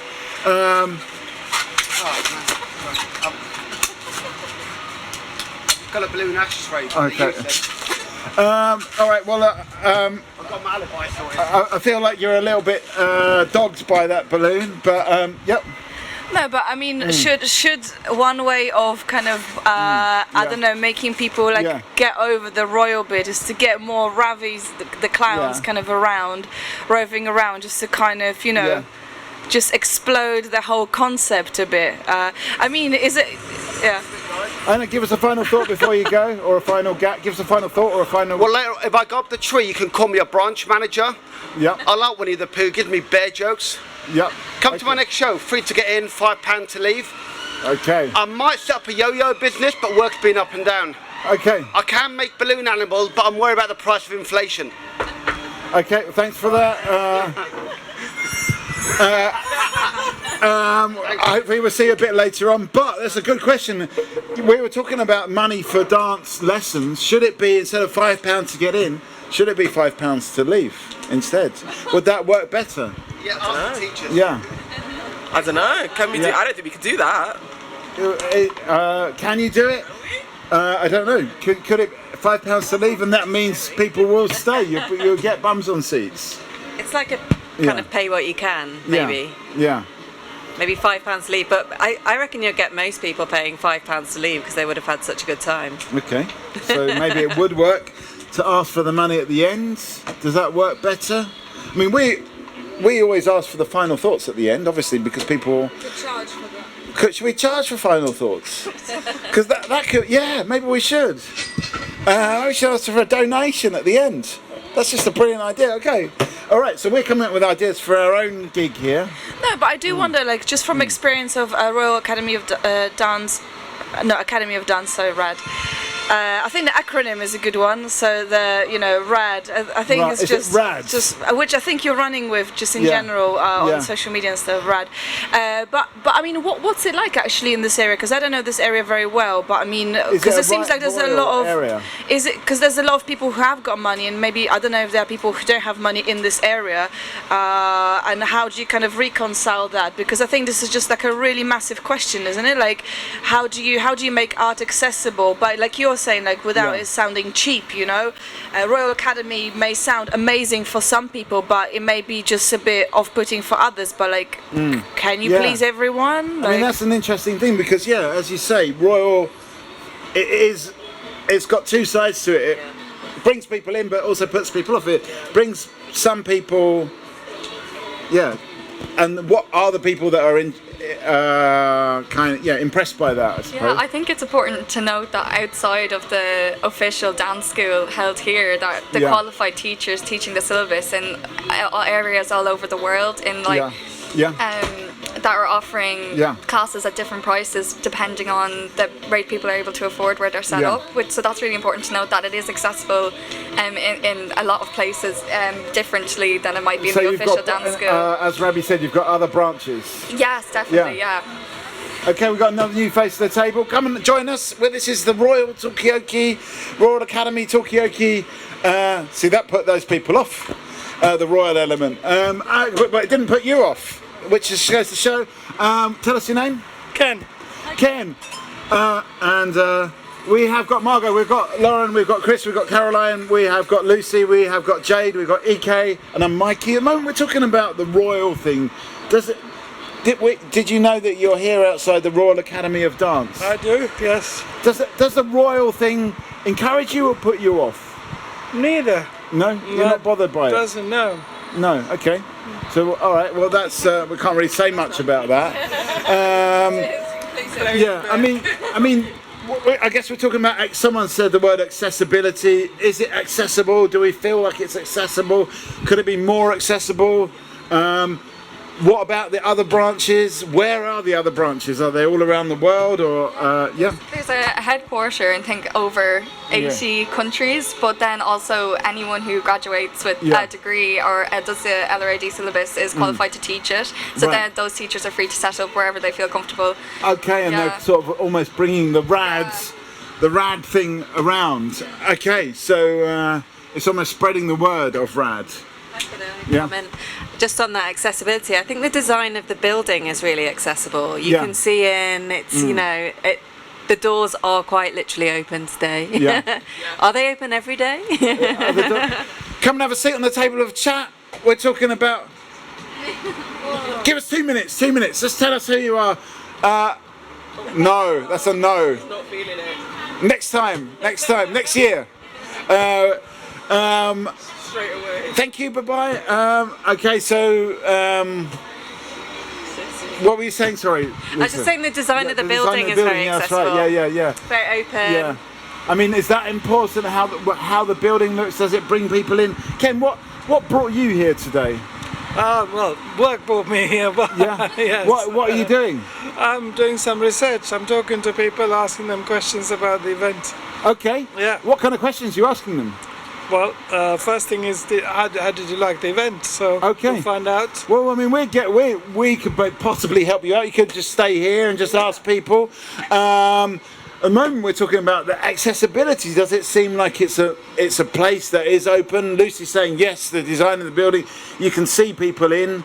Does that encourage people, or does it? Yes, come and join us. Come around.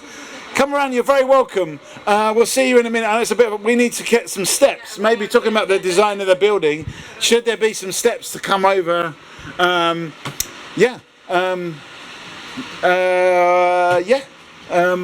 Any comments, thoughts, suggestions, ideas? Yep. I come from Ireland, and I just think dance in general in the UK is far more accessible here, as they teach it at GCSE and A level, and it's like really well funded by the government as well to have it taught. Anyone can do it through their secondary school, so I just think that's amazing, and it's really different to a lot of countries. So what is it like in Ireland? It's private sector only, so if you want to dance you have to pay for it, and it's usually quite expensive, so if you don't have the finances for that, you're not really able to experience it. Does that change the perception of what dance is about as well? Does it make it a kind of posh thing more? Yeah, I suppose. Not even a posh thing, but more so just, I don't know, something that people might see it as a posh thing, but something they want to do and they just can't. Yeah. Okay. All right. So that is something at last that Britain can be proud of. We've got accessible dance courses that everyone can get involved in. Are you a dancer, Ken?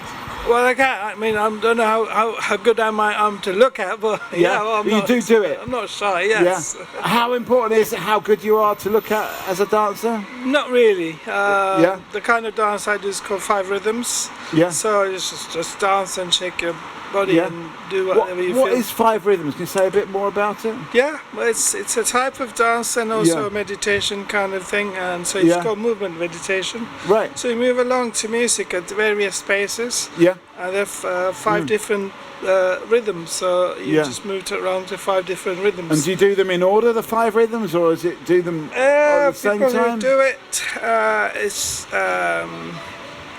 can't remember the names of the 5 rhythms. You can make it up because no one else is going to know, so you can just make it up. Don't worry, people make stuff up all the time on Talkaoke. So each rhythm builds on top of the other, so it just works like that. But the people who does it sometimes mix it, sometimes do their own thing. So it just, it's nice. It's good to. Dance in general is good because you just lose your inhibitions and you feel that you're doing something. Most other things you just go and watch someone else doing it. Okay, so it's you doing it yourself rather than somebody else doing it. So we're talking about 5 rhythms. Has anyone else heard of 5 rhythms? And you mentioned meditation as well. Have you heard of it? You don't know?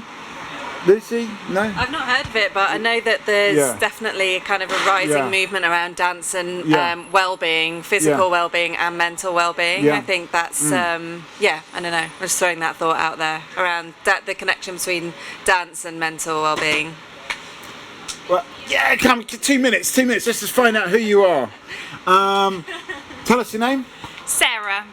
We've got Lucy, we've got Caroline, we've got Chris, we've got Lauren, we've got Ken, and we've got Ike and Mikey. At the moment we're talking about dance and well-being. Have you heard of 5 rhythms dance? It's a kind of music meditation that Ken does.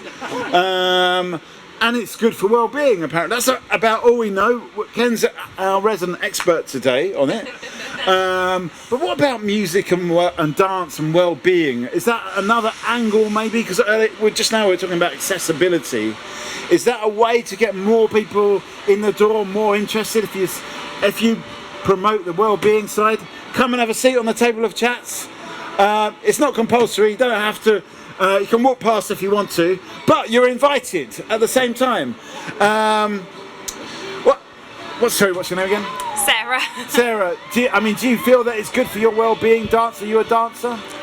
I've always danced. I've always loved it, and it's really good for well-being. I think I do at the moment here a ballet class once a week, and the thing is, because you have to concentrate so much when you're doing it, you can't possibly think about anything else. So you go into the studio thinking about all these things that you've got to do for your day or whatever. And actually by the end you've completely forgotten about all of that because you can't possibly try and concentrate on what you've got to do and everything else. So it's really good for like forgetting all of your like troubles and things. I think this lady has something to say. Okay, I mean, I'm quite interested, Sarah, in what those annoying thoughts are that disappear, because obviously, I think we're all plagued by those annoying thoughts. But it just what you were saying just reminds me of something I saw on Instagram. It was like a comedy sketch, and it was this guy with a woman's like with a wig on, and it was like mum going to sleep, and it's just like you can hear what she's thinking. It's like, oh, I've got to pick up kids tomorrow, and then there's this time, and also if I do this, like, what about the food for the whole day? And then quickly there's like, what does guy think about before going to bed? Oh, what will I have for breakfast tomorrow? That's it. and I think it's just. So you're saying that women have more annoying thoughts than men? They're thinking about more things. Overthinking it. They're not overthinking it. They are thinking. They're actually thinking. They're thinking. Okay. All right. Okay. So is it overthinking? Is it thinking? What are those annoying thoughts? How do we get rid of them? Dance is a good way, be it 5 rhythms or ballet. Anyone else have annoying thoughts? Yeah, come on, Caroline. My brain, it's just luckily you can't see what's going in here. It's nothing like I think we just overthink, and that's why I think it's good sometimes to dance or have a hobby where you could be like in your body, because sometimes there's so much in our heads. So I think it's good to like do a class, try something new, because you don't know until you try. So I think the work that EK's doing and the team is good. I didn't even know they had different branches around the world. So, me neither. We're learning. Well, that's the great thing about doing this job, actually, is you learn every single day. Are you having some more annoying thoughts, Sarah? I mean, I know I pulled you over. I said 2 minutes, so don't feel like you've got to stay. But if you do leave, and it's something that I forgot to say to Jade, give us a final thought. Throw something in where this conversation's go. We're talking about, in a way, well-being and the annoying thoughts inside your head. Lauren, have you got anything to add for this? I don't have any background in dance at all, but do you have annoying thoughts though? I have annoying thoughts, and sometimes it's good to see dance as like a release of certain energies. Like if you've been uptight, holding something in or whatever, and you can just dance it out. Sometimes that's important and healthy. So actually it can be a release as well. So this is Talkaoke Talk Show. Come and have a seat. Yes, we're good. We're good. So anyway, this is still Talkaoke. My name is Margot. We've got some existing faces around the table. We've got a new face around the table. Let's just get a round of names. Lucy. Hannah. EK. And EK, I think you were bouncing off. Hello, by the way, come and join our talk show. You're welcome to join. Give us your final thought, because you've put in quite a lot into this talk show. I think it's great that we're having these kinds of conversations and thinking about it from all different kinds of perspectives. I think sometimes, obviously, because when we work at the RAD, we tend to see the RAD perspective a lot, but there's so many varying ways to look at dance and to think about it. So it's brilliant to hear the thoughts of people who aren't from an RAD perspective. Yeah, I mean, do you have any ideas of where else you could be popping up to be letting people know about that? What you do at RAD. Is it going to be a club? Is it going to be Glastonbury? I don't know. I think these are really great ideas, and actually we hadn't thought that big or that far out yet. Well, I haven't that far out yet, but I think it's great to kind of hear that, because that never crossed my mind. But obviously you're dancing, well, most people are dancing all the time in a club, so just thinking about it a little bit more naturally of where people are dancing and not necessarily a dance class. If that makes sense. Yeah, no, exactly. Just kind of take it out of the context. I don't have a clip, so there you go. The clip is gone. But thank you so much for this. So here we are. This is kind of coming to this point of the afternoon. So here we are at RAD. I mean, we have been talking for quite a while. I could do a recap, but also we could just throw in new subjects, something that we haven't talked about, something that's completely not dance related, in fact, and see. Absolutely, and we can just kind of come back to dance if it feels right later on. I mean, do you have anything to kind of kick us off with? Could be absolutely anything. Could be even what you had for breakfast, but we'll make it relevant. Don't worry. Not sure. Okay. We've got a topic over there though. Yeah, Mikey, you've got something? Well, I had a pan of chocolate for breakfast, so I want to talk about dancing and pain. What? Because it's a pain or chocolate. Lovely. Yeah, pan. It doesn't matter. Yeah, no, it was a laboured one, but we got the point. But the main point is that you also had pan au chocolat. I mean, like, was it painful? No, it's very enjoyable actually. I loved it, and it's warm as well. It was fresh out of the oven because it's when the cafe first opened this morning. Okay. It's like the best way to have a pan au chocolat. Okay, so I mean, have you ever had a pan au chocolat? Yeah, I have. The cafe raspberry croissants, when they're warm, are the most incredible. I think they're vegan as well. Oh, amazing! So, yeah. Okay. So they're just the warm pastries. Are there any left? I mean, should we be? Just saying. I mean, should we be? I mean, is there any relationship between food and dance or performance? I mean, are these like Well, you need a lot of calories to dance. Do you? Yeah, I think you need. I don't know actually, but I always, when I dance, I get really hungry afterwards. So. I mean, do you have any kind of favorite types of food that give you that kind of, calorie fix that you need for your dancing? Anything that's just carbs, basically. Carbs. Over there, do you have? Yeah, sorry. I mean, it's a bit like cycling. When I go cycling, it's just that excuse. I mean, we were doing something at a cycling event, and everyone was just talking about cakes and pizzas, and it's just when you get into these kind of activities, it's the one time where you can just absolutely go huge on the carbs and not worry about it. Okay, so is dance and creativity good for just justifying eating carbs? I mean, is dance just a massive cover-up for carb eating habits? Or what is your kind of fuel food? Is it the croissant? Was it the raspberry something? What is your fuel food? Protein, definitely. Yeah. All the eggs. Eggs? Yeah, definitely eggs. How many eggs a day are we talking? Or a week? I don't know. Not every day, but I crave them when I know I've been like dancing and things like that. Yeah. So, yeah. Okay, so it's interesting. So your body kind of tells you what you need, and sometimes is egg the kind of dance food? I mean, how many eggs a week, a day do you have? I say I'd have about maybe 4 eggs a week. I'd like to have them more, but maybe it's a time thing. Oh, okay. Nice. I mean, the thing is that sometimes conversation moves in line with our sound effects palette, like right now. But I mean, so we're talking about eggs, talking about the calorific food that's good for dancing. We're talking about pan au chocolat. I mean, is it getting up early? Is it painful to do dance? Is it painful to eat croissants? What is it about it? Did people even know there was a cafe in there? I mean, how do you know that kind of stuff? That's what we're talking about. I mean, I didn't even know there was a cafe in there. If there were more people on the Talkaoke table, I would go straight in there and carb up and fuel up, definitely. I didn't know there was a cafe in there, and I wonder if it could be a little bit more advertised. That there's, that these things are available inside the Royal Academy of Dance.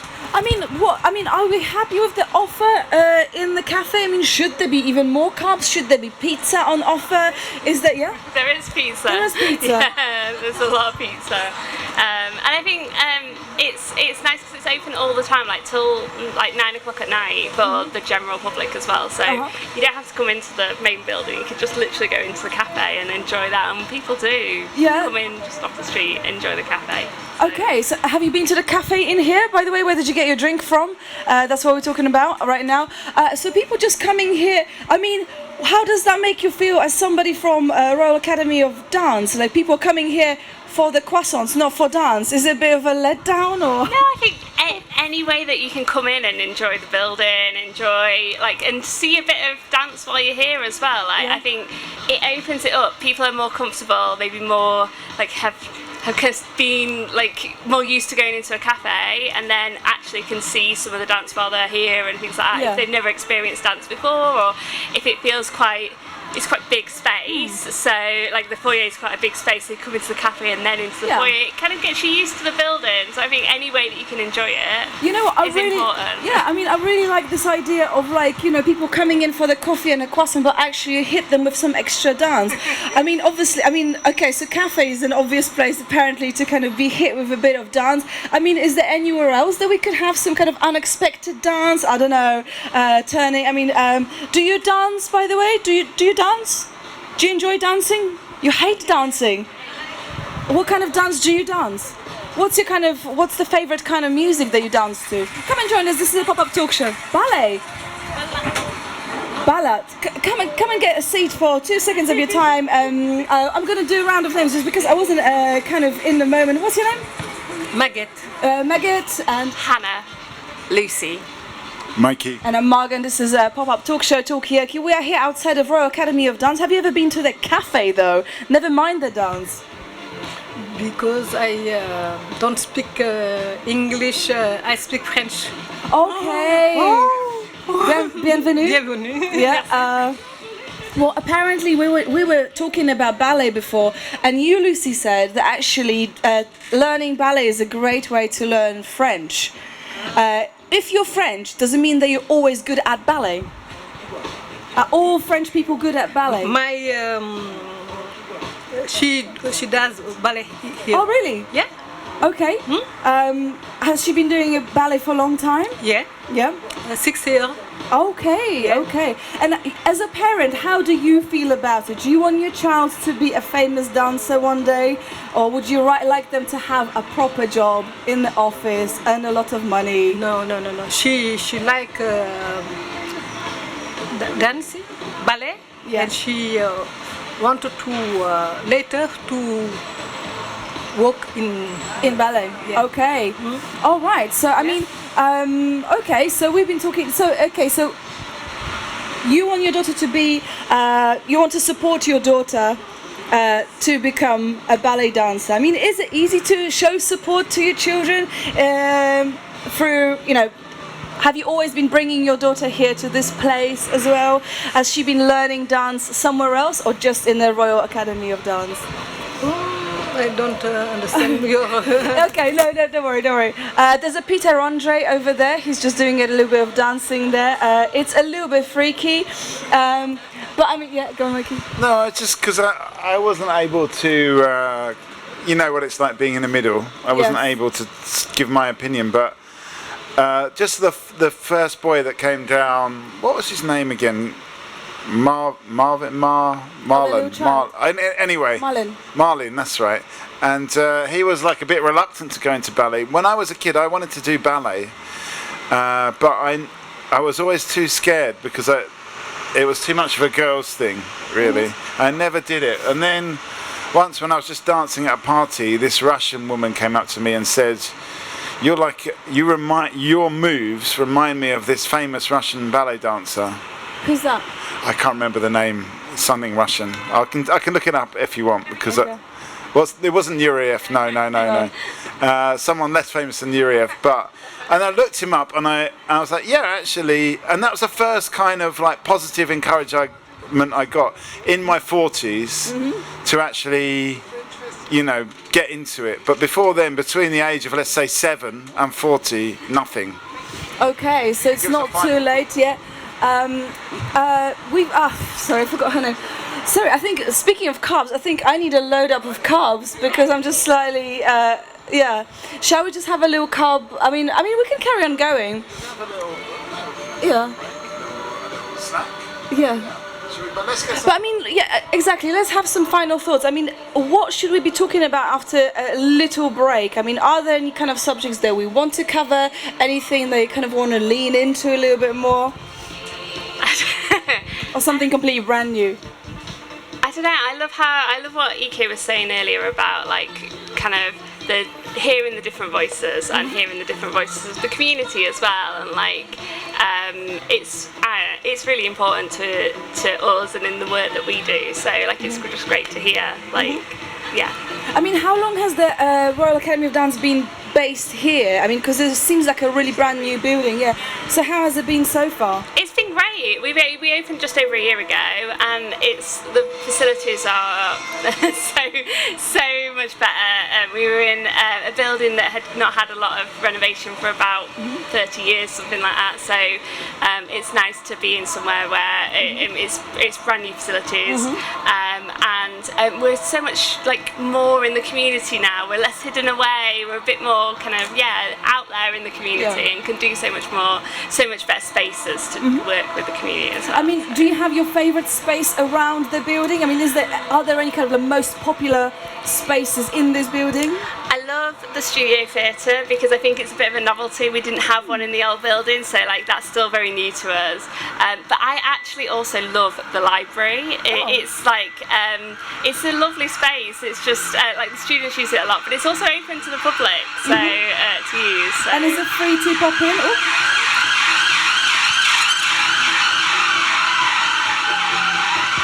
Okay, that was a bit loud.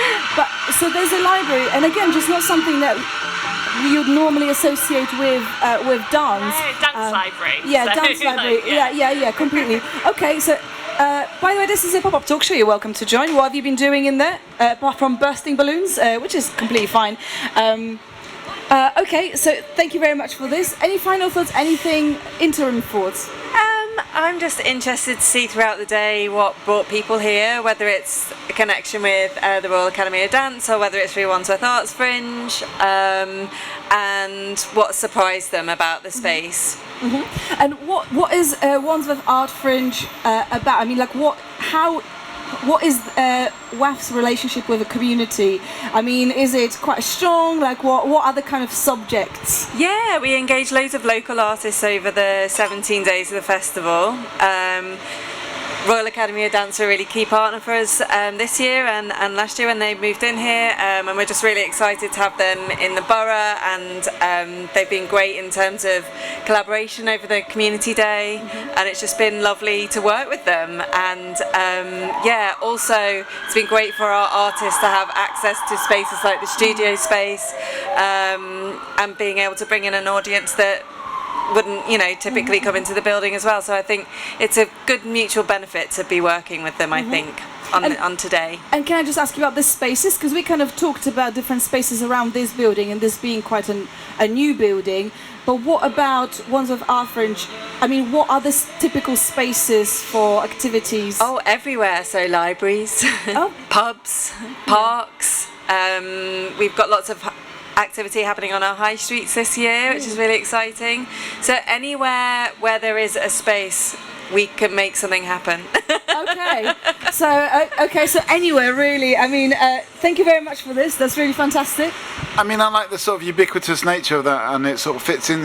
One of my favourite sort of comments in the chat we've had so far is that everyone is a dancer, because I come from the world of like visual arts, and we always like to say everyone's an artist, just some people get paid more and more attention than others, but they're all artists really. But it's quite a hard argument to make, but I think with dancers it's less of an argument because it's so obvious that everyone at some point must have moved their body, they must have got into music or even without music. So I think it's a stronger kind of argument really that everyone's a dancer, and I think it's a great way to just connect with the world out there, and bring people into this building. But I mean, as an artist and somebody who was compared to a famous ballet dancer, Russian ballet dancer, whose name we don't know by one person, a drunken Russian woman, yeah. Yeah, but I mean, what was that like, just like thinking of yourself as an artist, but through the medium of dance? Have you ever considered that, how would you incorporate dance into your current work as an artist? Well, actually, I am looking into the idea of communicating through dance, because my work, like Talkaoke, is about getting people to sort of be creative together. And it's always been through things like conversation, which is kind of easy to tap into because most people can do conversation. But in the same way, as I've just said, most people can do dance, so I'm really interested in that idea of how to actually almost create something like this, but instead of us all sitting around talking, we're actually just dancing and getting other people to dance and express themselves physically. Okay, so just kind of branch out to different types of communication, a little bit more kind of physical. Okay, well, I think maybe we'll just leave it for now at this point, but then we'll come back to it, and maybe some of these subjects we can continue or kick off with some brand new ones. But yeah, so thank you very much. Do I have a final thought? No, but I'm interested in. I'm just interested in space, just in general, and how that shapes the type of art that kind of happens there, or even the shape of this table. What would dance around a table like this look like? So I think as people we often kind of think about what we want to do, but how does the environment influence what we do? So that's kind of what I'm thinking about. This man is just over there. Welcome, this is a pop-up talk show. We're just about to wind down, but I'm just curious, what have you been doing in there? Can you tell us on the mic? What have you been doing there? Yeah, come and join us. Give us your name first of all. Alexander. Hey Alexander, and we've got some people in the cheap seats there. Do you have names? Give us your names as well. Oops. Eliana. Eliana, Alexander. John. John. We've got Mikey, we've got Lucy, we've got Hannah.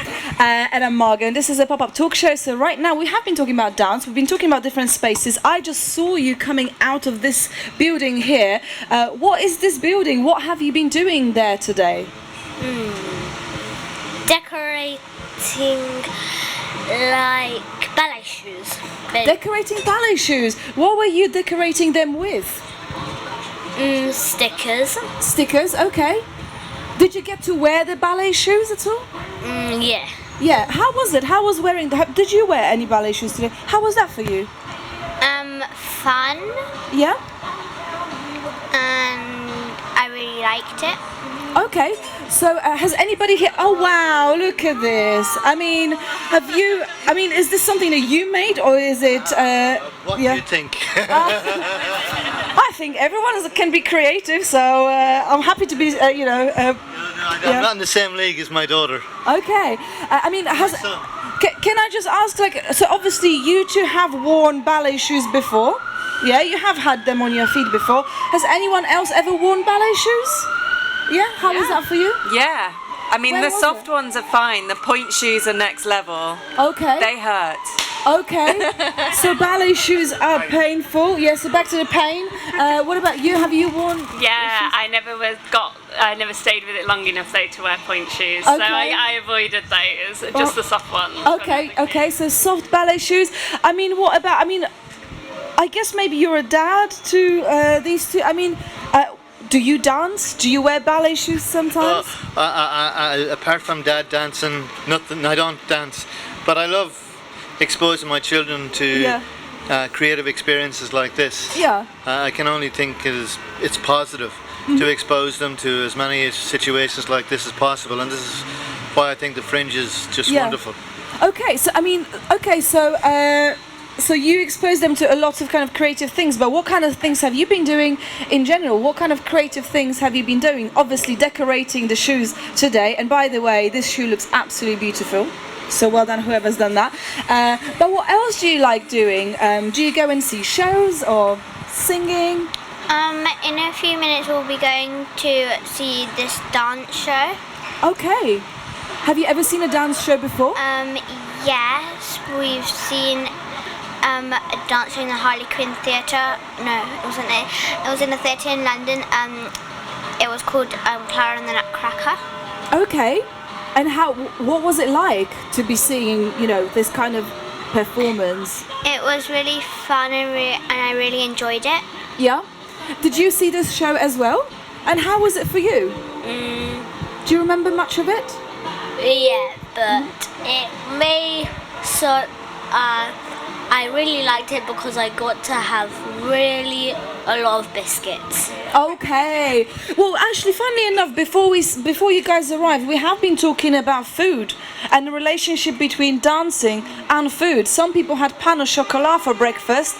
Some people, when they go dancing or before they go dancing, they have a lot of pizza to have a lot of energy to keep them going. I mean, are kind of biscuits good for having the energy levels to dance or to see shows? What's so good about biscuits? That it's like if you eat something that's really good, you just like get so excited that you just run around. And then that's how you get energy. Okay, so biscuits give you fuel to run around and you get a lot of energy to maybe do other things. I mean, is this true for you, Mikey? I mean, have you ever tried biscuits before Definitely, dancing? but the younger I was, the more energy and biscuits and sweet things I needed. Like when I was like really young, I used to drink lots of Coca-Cola, lots of sugary sweets and just run around, and you know, it was great. Yeah. Yeah. And what happened? Okay. What happened is I got older and I started, you know, all of that sugar started to be unhealthy. Okay, for me. so time. Yeah. Okay.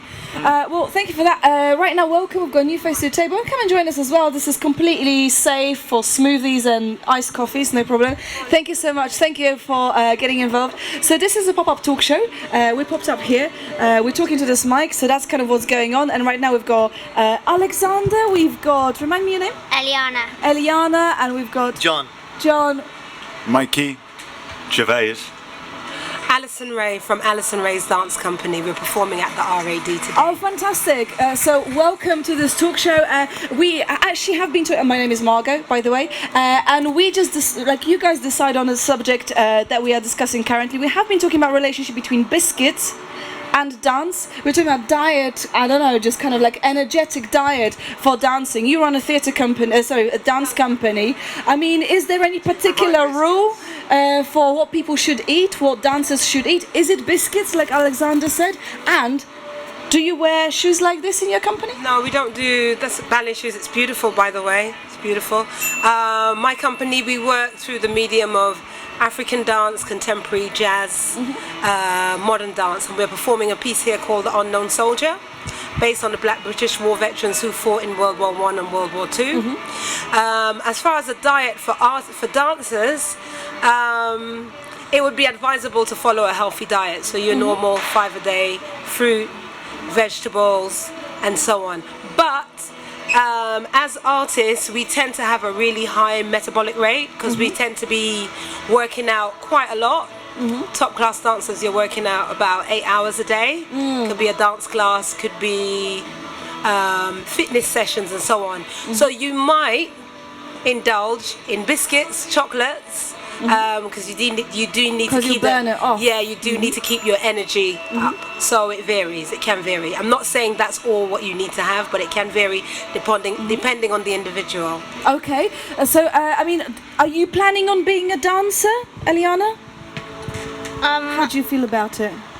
I don't know yet, but I would like to. Okay. And how do you feel about maybe dancing for 8 hours a day? Tired. Yeah, maybe that'll make you a little bit tired. But I mean, you mentioned also the show that you've made that you're going to be showing later on. It's got quite a mix of different dances. I mean, how do they all kind of link together? And they're telling a story of a soldier in First World War. I mean, what a way to tell a story. The reason why I'm telling a story like that is because of my background. I was trained at Trinity Laban Conservatoire of Music and Dance. I've worked in contemporary dance, I've worked in African. So really I've used those styles to convey a story, a narrative. And also it's got Lindy Hop in there. And we have audience participation where the audience are invited to come up and perform with us. The reason why we created like that is because in World War II, when the soldiers came over from America, the black African Americans, they did bring Lindy Hop as well, and a lot of people would perform together with these styles. Okay, so we're learning a little bit of history as well, and also people bringing dance from wherever they are to wherever they're going. Yeah, I mean, do you know anything about this? Well, last week we were in Brixton at the Lambeth Festival, and it's 75 years since the Windrush, and to see the contribution to culture, dance and art, music, that influx has, it's just wonderful. And to see the cultural diversity, it's just amazing. It's one of the great things about London. This was just stunning. Yeah, I mean, you said yes because you went presumably with your dad to see this show. Do you remember much of it, the one that your dad was talking about? What was it like? It was, yes, and it was really fun, and I like to see all the cultures mixed together. And I like to try all different foods and recognize like different cultures and That's really amazing. Thank you very much. I mean, these guys have been going around the Fringe for quite some time now. They're seasoned culture kind of fringes. But what about yourself? I mean, are you connected to dance in any way, shape, or form? I'm not connected to dance at all. Okay. Except that I've got some art here called Cosmic Dance. Okay, tell us which about is it. a series of astronomical capriccios. Made with laser light, which you can see in the cafe if you like.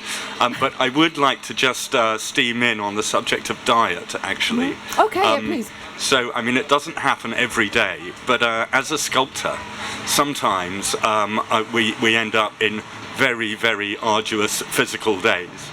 So, for example, the sculpture that I've got at Battersea Power Station at the moment, the first time we put it up, we were in a real hurry for its private preview, and I pulled 3 18-hour days in a row, and those are intensely physical 18-hour days of lifting stuff up and all these sharp edges that you're trying to avoid and stuff. And my advice is fruit juice. Fruit juice has got such a bad name, but actually it's so much better than Coca-Cola and Ribena and things like that. Much as I love those things, don't want to get into trouble. But fruit juice has got fructose in it, which it releases in a much better way than sucrose. And it's also got all these vitamins in it, so don't shy away from fruit juice. And then my other secret weapon when I'm in that sort of situation is peanut butter sandwiches. Okay. So we're getting lots of tips from you how to keep the energy levels going. We're not advocating, obviously.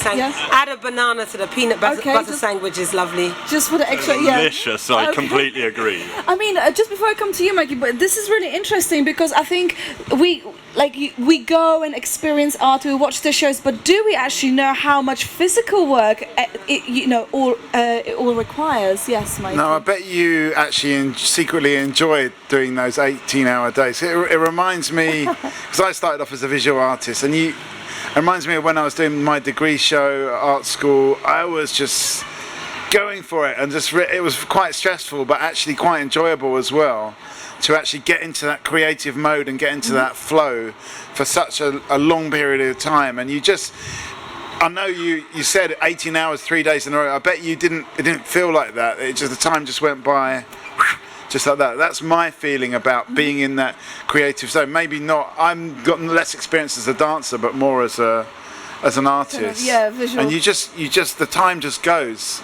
But you do need a lot of carbohydrates as well. Yeah, I kind of want to ask about this kind of creative flow. I mean, are you an artist yourself? Do you ever find yourself in a flow that you forget about time?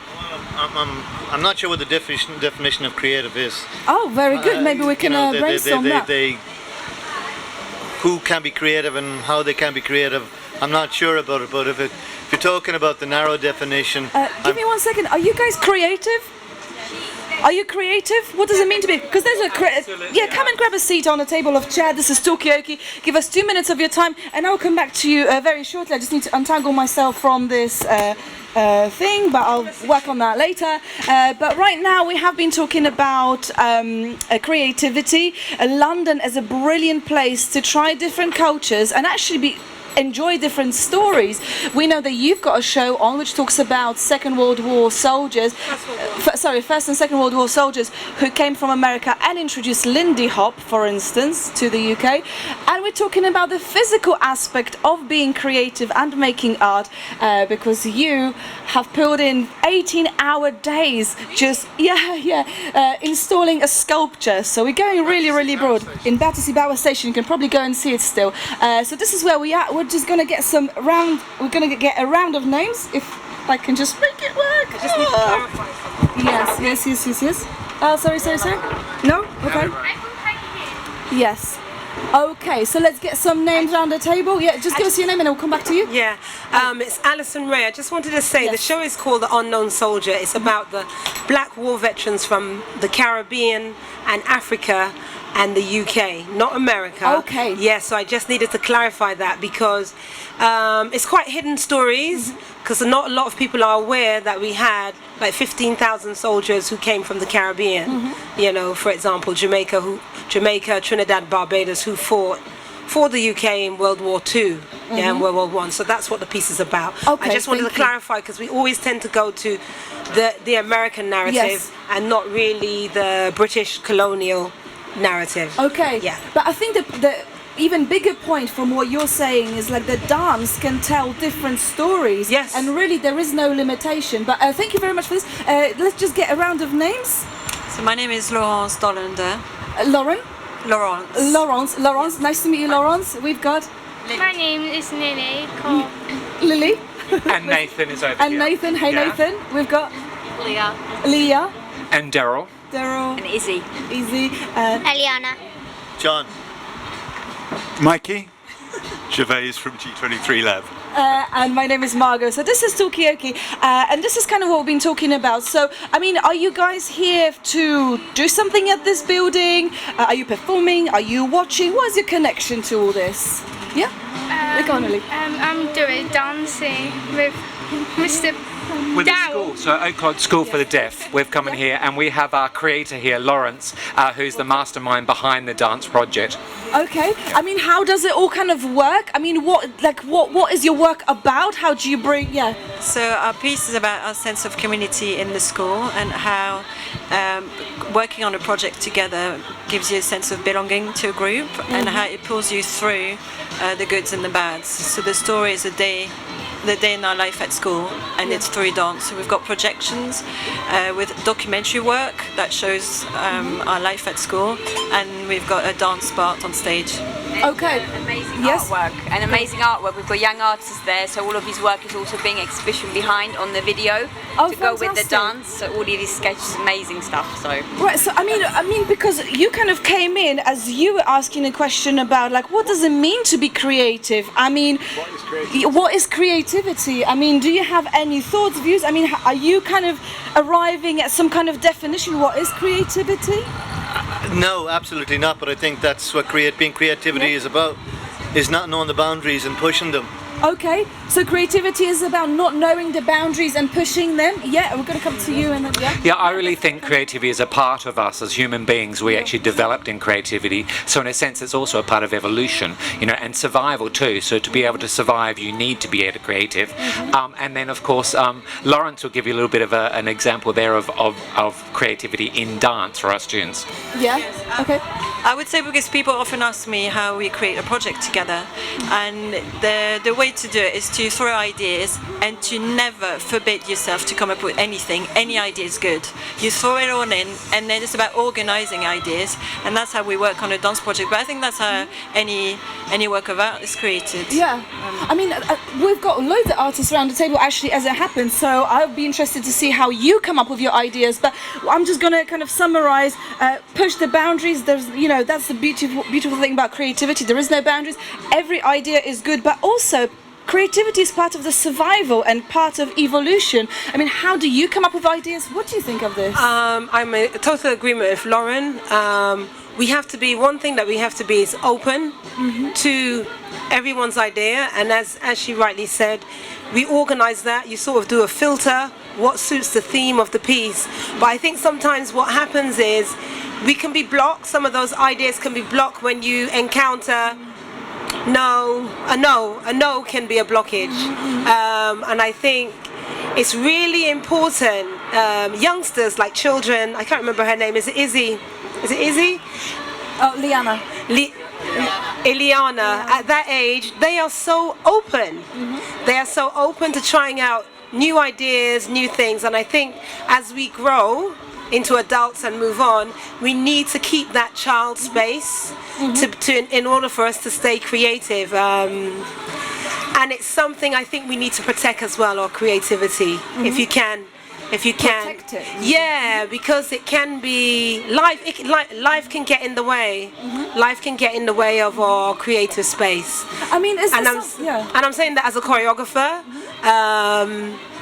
And exactly what Lauren said. I did my masters, and it's one of the theories. Every idea is good. Put it in the pot, and then from there, you can only create great things. No, but I really love this. We have to protect our creativity because we were talking about jobs before.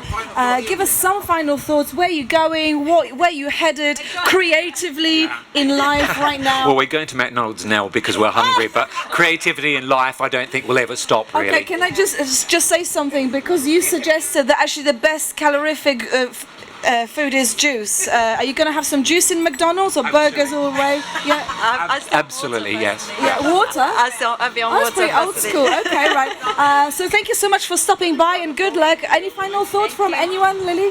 I like chicken burger chip. Is this secret to your creativity?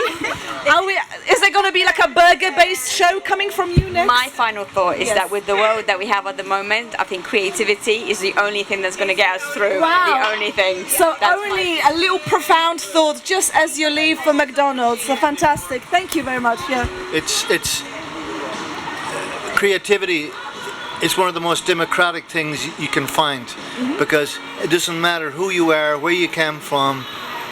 You have the potential. You don't have to be rich, you don't have to be poor, you don't have to be black, you don't have to be white. It's the most democratic thing, and in the world we live in, democracy is under threat, and I think that's why art, music, things like that are so important.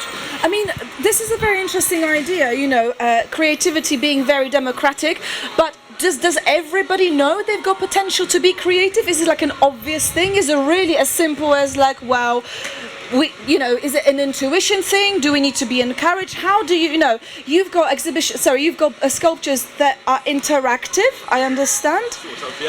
Yeah, they are. I mean, am I making this up? I'm not sure. Yes. Right. I mean, do people kind of know it's for them? Is it easy for them to interact, or do you have to help them to figure that out? Well, it's amazing how effective a label is. What do you mean by that? Well, if you don't have anything to sort of explain or entitle the piece, then people will kind of walk by and maybe give it a glance. I mean, just think of walking past a sculpture in the street. Mostly, you won't give it a lot of time. But as soon as you put a label on it, which sounds terrible, I know, but you put a label on it and say what it is. Get people's interpretation rolling, then you'll find people are spending 10 times more time looking at the. But why is it? I mean, do we need to be told? We have to like intellectually process what is it that we are looking at art, or we're interacting with art, that your show is about this subject, not the other subject. Like, why do we need to know all this? I mean, I'm totally agreeing with everything that people have said on this table. I'm really passionate about some of the things people have said. Like the thing about not saying no, say yes. Or at best, yes and, or maybe yes but. But this, I think that there's so many forces, we are all creative, but there's so many forces which prevent us from expressing that creativity. And we've got curiosity, and the curiosity will help us explore a sculpture or go to a show. But there's so many things that stop us from being curious, get punished from being curious, or for expressing ourselves creatively, or for saying the wrong thing. And I think those things are really, really big barriers, actually. If somebody gets told no, or gets told off, or, gets something wrong, or says something wrong, then that is like a big... And that is, I think, the biggest barrier to people's natural creativity. I mean, I just want to ask Eliana. I mean, have you ever felt like you don't want to do something wrong? Have you ever felt like I don't want to do something wrong, so I better not do anything? Yes. Yeah, can you give us an example? When my friend had a really good idea and they were really proud of it, and I didn't want to stop them from having the idea, so I just kept silent. Okay, so that's a really brilliant example of, I think you were saying about children, they just kind of produce the ideas, and actually maybe kids are very good at letting ideas grow by just knowing, when to encourage a friend, even if it is just make a space for the idea. But I mean, where would you like to take this conversation? I mean, we can talk about the creativity. Is it being restricted? Do we need to involve more people? Do we need to explain it to people? Do you need to tell people exactly what the show is, or do you want to hit them with the unexpected? There's so many theorists on that idea. It's called what's it called? I've forgotten. You got to awaken the spectator. There's one, the ignoramus. Some theorists, how they see the spectator, how they perceive a performance. Sometimes you have to educate your audience. I don't know. I think it depends on those people. It depends on the choreographers, the directors, the sculptors, how you want your audience to perceive your work, because you have to do that work. You have to do that work in making your work accessible. Like he said, labels are really, really important. Some statues, some sculptures don't need labels. They're just enormous and you're drawn to them because of the size of them. I think creativity is a very, very vast subject. How you're going to engage your audience. I'm also a teacher in the school, and I find that sometimes the present school curriculum in the UK does not support creativity enough. So our art subjects like dance, music, drama, art, they are being left behind. 20, 30 years ago, I think the UK was a lot more creative. Yeah, we had, well, a lot more than now. Okay. Yeah. But you've made a really excellent point, but also kind of the link between art and education, or creativity and education. I mean, when you go and experience art, do you want to be educated? If I can, I'm not an artist. I work in business. But I wish people would appreciate just how important to the economic environment of London art and the creative industries are. London leads the world. Fashion, dance, art, it's one of the most provocative cities in the world. And that feeds through into the creative industries. And they make an enormous amount of money for this town, for this world. And I think people need to appreciate that more. And if only to figure this is a way of making money. Okay, so we're talking about the kind of financial aspect of making art, and maybe UK or London being almost like the leader in culture and creative industries, maybe because of the financial link as well. I mean, I think it's very productive, but I do agree that we are less. I do agree. Let's get a final thought from Jafes. Okay. I do agree that it's actually schools. I think the reason why is that actually creativity encourages people to think outside the box, which means it's harder to manage young people if they're suddenly being creative. They want to do it differently all the time. It's more hard work for teachers. It's more hard work for the powers that be. They're less easy to contain, those kids, when they're more creative. But actually, that means they're more energetic, they're more productive, and they're more inventive. So I think it is worth having that extra energy. I'm going to ask the youngest person around the table before I come to you. I mean, do you consider yourself a rebel? Do you rebel against what teachers tell you? Sometimes. Sometimes I do. But most of the time I don't.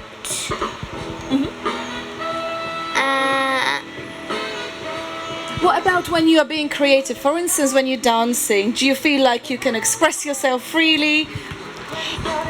Yes, I can express myself more than I can do like in maths or English. That's a really good point. I think I can relate to that, particularly with regards to maths. Yes. I don't think being creative will create chaos or rebellion. I think teachers now, within the education environment, you're taught how to manage free thinkers.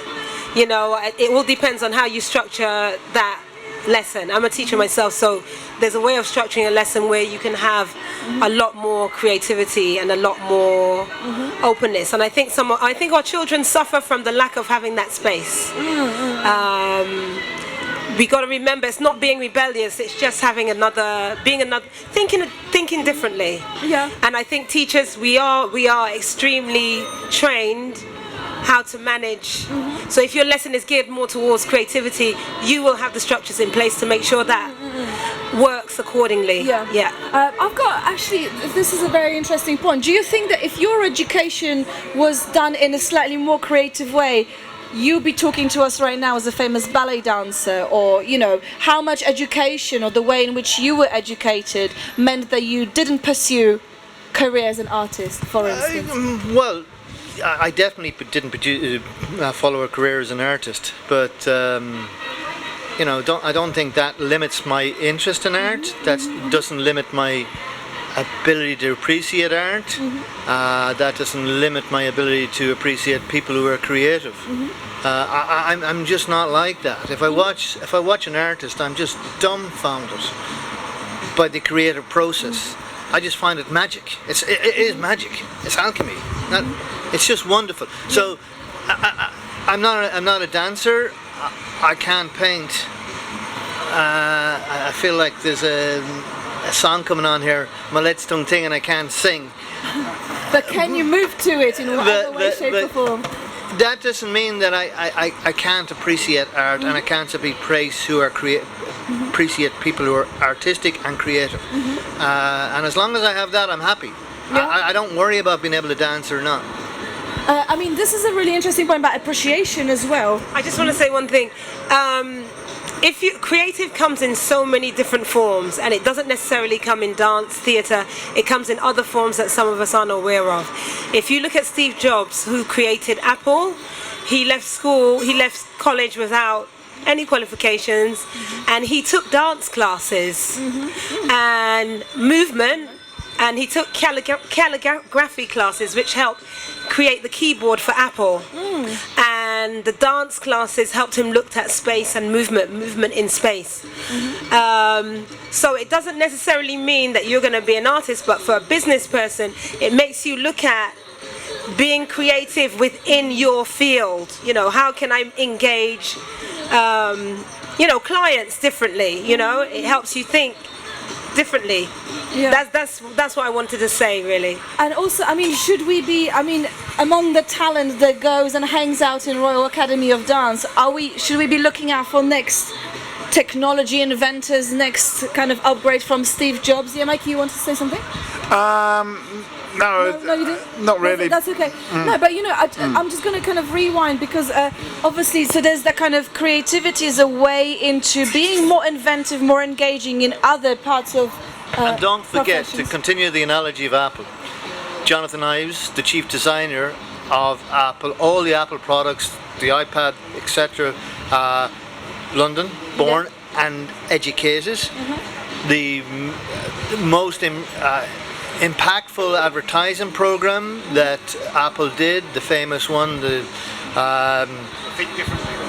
absolutely, London originated by creative people born, bred and educated and encouraged in London. So, you know, that's where, don't draw lines to say we don't do this, we don't do that. Okay. Just be creative. Just be creative. I mean, and you're bouncing. Will you give us your last thoughts? Anything you want to throw in? And welcome to Talkaoke, everybody. You can stay for a few more seconds if you... I have to go. I just want to say, just one thing I think we have to do is really try and just think outside of the box.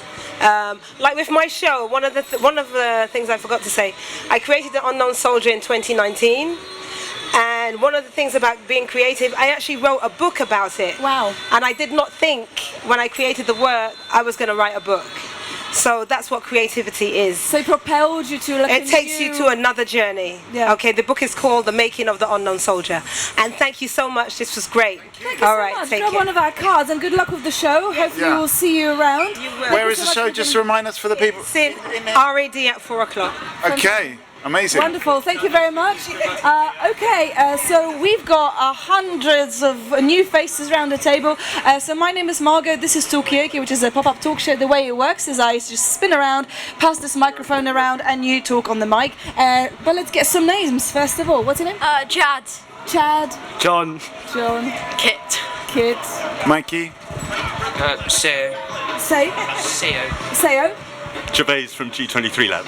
And Gervais, and my name is Margot. So right now we have been talking about creativity. We've been talking about London as a great place to be creative. Somebody mentioned actually Steve Jobs, who created Apple. He started out by having no qualifications, just doing a bunch of classes and dance and that kind of stuff. But you've got some kind of something in your hands. What is this book thing that you've got there? Just here. Sorry, I don't really do art, but I'm just coming in with my dad. Are you just holding the prop? Yeah. Yeah, okay. No, but that's fine. I mean, but what do you guys think about this idea of creativity? Do you feel... Oh, we've got a new face around the table. What's your name? Chris. Hello, Chris. So we're talking about creativity. Do you feel like you're thinking outside of the box?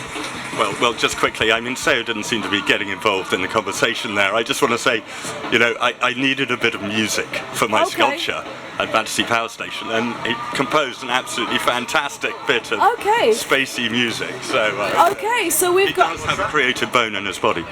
Okay, so we've got somebody who composes music. What do you do creatively? Do you dance? I dance a lot. What style is your style? Hip hop. Hip hop, okay. Can you give us some moves on the way out? And what's your kind of creative outlet? Dance as well. We've been doing it inside. Okay, I want to see some moves. Can we just have like a little move, just quickly? Way, come off it. That's great, fantastic. Thank you very much. But we've got music as well. I mean, how do you come up with the ideas for music? Is it coming from your thoughts, or is it coming from the environment? Where do you get the sounds from? Well, I originally start off with trying to find a particular sort of beat, and then I can derive that from specific genres, and I will build on from that and listen to different songs, like Passion Fruit by the Drake, for example, and I will try and do something similar to how the beat is made in total. And it's bring things in really slowly, taking them out at different tempos, and that's how it's done. Okay, but you start with a beat, and then maybe kind of different influences, and you kind of, I don't know, make it your own at some point. By the way, join the Talkaoke if you wish. But at what point does the piece of music becomes yours? It's no longer like Drake, but it's your piece of music. What makes it yours? Well, once it gets into maybe half a minute in, it will really start to feel quite unique almost, because obviously with every single piece of music it's all unique, and but there are points where this reminds me of another song, and that song is really good, or maybe that's how I think. So I will derive some pieces, but along as well, half a minute in, it will start to feel a lot more unique.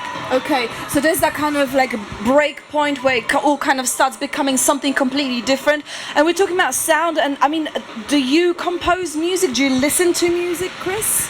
So I have a really random selection of music on the iPhone that I listen to. It's just a complete mishmash of stuff. What does it say about you? Messed up all over the place, chaotic. But I moving from places to places, I love listening to music. Moving to work or travel, or I think on the move. I love listening to music and No, thank you very much. And I kind of, was that it? I was going to ask if you wanted a tea or coffee. That was the reason I popped over. But maybe a snack, like some kind of pain au chocolat or something. Maybe. I mean, I'm happy to keep going, but I'm just kind of interested as somebody who composes music. What kind of music do you listen to, or is it more about, or as a visual artist, do you get inspired by other artists? You're like, no, I'm gonna not look at other art because I want to be original. How much originality has got to do with your processes and the music that you listen to? Is it completely random? What's on your playlist in a way? Mikey, do you have something? Yeah, I mean. I think the way to be original is just to keep going, doing what you do. It doesn't matter if other people have done it first. And I once heard this story of the Finnish bus station approach to originality, which is that the Helsinki bus station, because all the buses in Helsinki all start off in the same place, and then gradually they all go the same way, but then gradually they all diverge off, but at the beginning of their journey, they're all going in exactly the same direction. I think like making art or being creative is like that as well. When you start off, inevitably you're going to be doing stuff that other people will be doing. As you carry on and keep doing and finding your own thing, the thing that makes you, it will become original just by the fact of doing it more.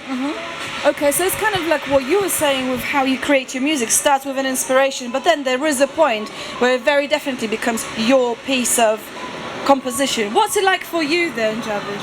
Well, I think with visual art, these days, although I think it was always true in the past, really, you're generally trying to look for something new. It's easy to look at the past and think, oh gosh, they're just doing oil paintings. But you know, when Reynolds came along, for example, you know, he was painting in a different way. He was painting in a new and exciting way. So even though it just looks like an oil painting to us now, you know, a few hundred years old now. So I think the new is important. I think it's interesting, you know, how that relates to performance, for example. So, you know, playing a Chopin piano concerto really, really well is an incredibly difficult thing to do and requires a vast amount of practice. But I think even then, as fellow guest was saying, eventually it becomes your own. You'll be playing that concerto in a way that's never been played before. So I think, but something about that newness is what defines creativity, I think. I mean, but do we always know that we're doing a new thing? As an artist, do you have to be aware? Do you strive for doing something new and original, or is it just kind of happens for you? Well, generally I would try and make something new out of something that's already been made. So I will take pieces, like literal loops from old songs, and make them into something new while putting in like different sections, into like different choruses, different like verses. Everything changes, but you can still have that one piece of originality, and that will really keep it I mean, this is maybe just a bit too kind of out there, but like if you were to describe your creative process, I mean, is it like the buses in Helsinki? Yeah. I mean, like, what would you compare? How would you describe this process when you are in the flow of creativity? We have been talking about, you know, that flow of when you come up with ideas and you kind of mold them into something. Is there a way in which you describe it to other people? Well, hard work, I think. Okay, for you is lots of juice and lifting. Massive sculptures. Well, not so much that necessarily, but also, you know, for example, all the research that you put in to, you know, in my case, I'm a light artist, so just really understanding the way light is reacting to the materials that I'm using. So there's a whole part of investigation before you even try and start to form that into some sort of whole. And then that whole inevitably evolves as well, you know, sometimes in ways that are totally beyond your control. So for example, we're working with laser light at the moment, and Battersea said they wanted something, and you know, I had a sudden sort of conniptions about toddlers coming up to the art piece and sort of pressing their eye to the edge of the sculpture and sort of going away sort of slightly blind in one eye. And so it's like, oh my goodness, what am I going to do about this? And the answer was, I'm going to raise this out of reach. And so it's a pyramid shape that I was working with. Not very original at all, I think we can all agree with that. So it got raised out of reach. I said, well, of course, just continue the pyramid form.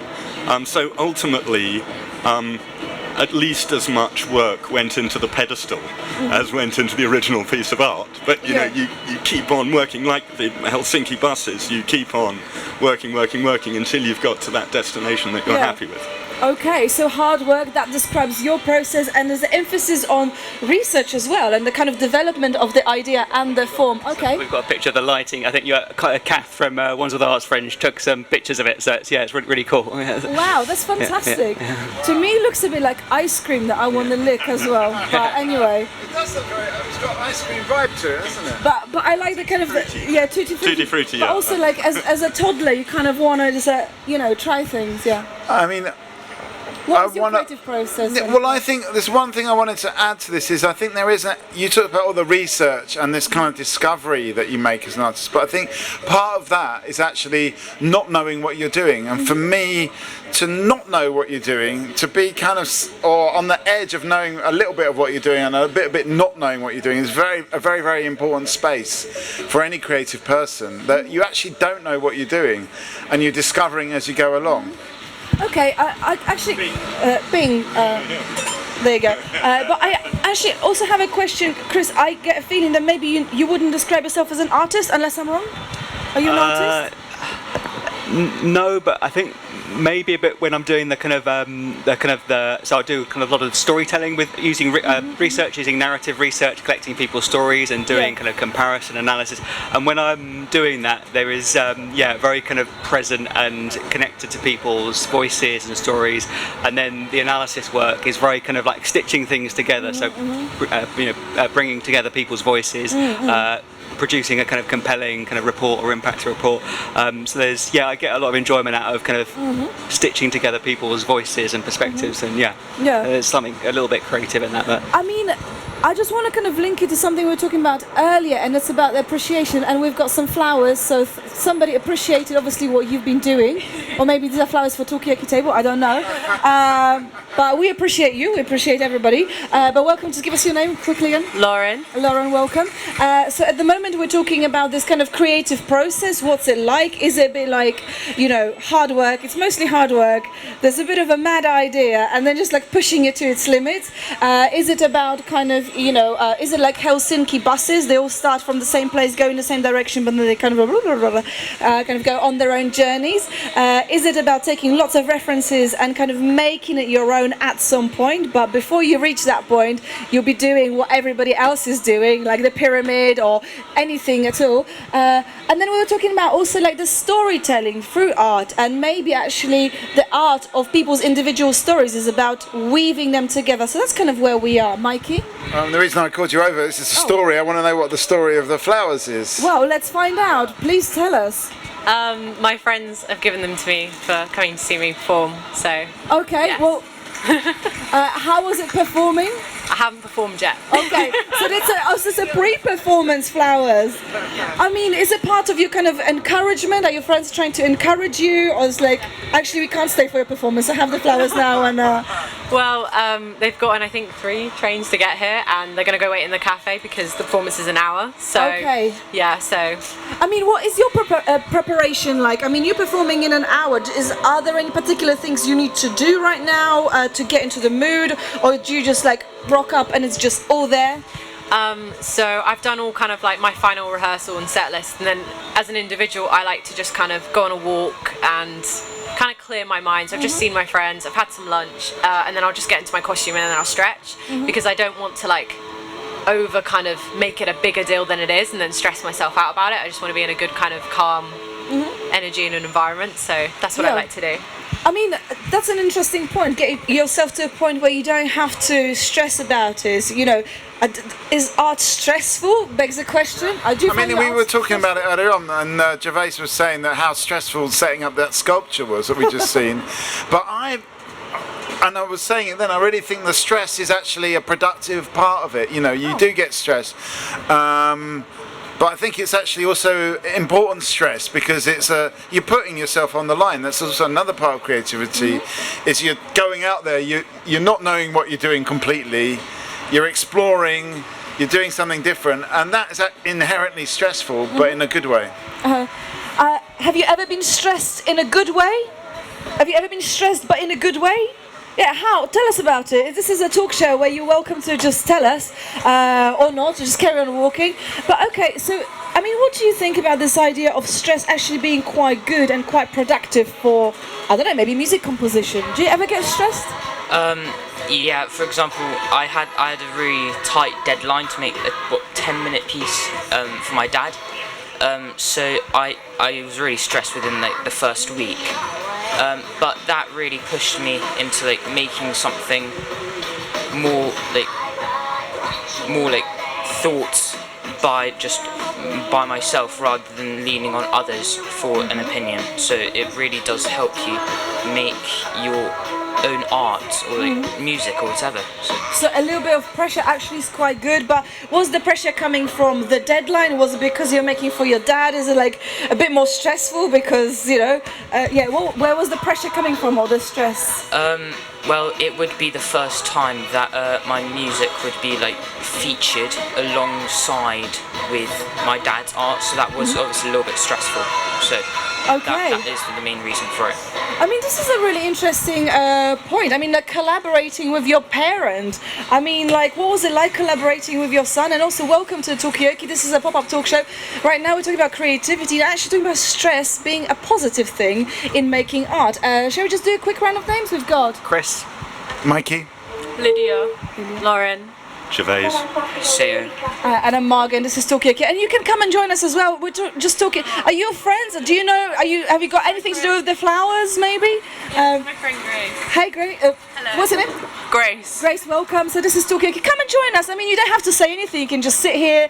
You can just chill. You can rest your elbows. Obviously, rest is important as well. But right now, we're talking about creativity. We're talking about stress and pressure and where do ideas come from. And also collaborate. You guys are collaborating on a piece, but you're related as well. So working with your friends or maybe family members. But yeah, what's her name? Ruby. Ruby, welcome.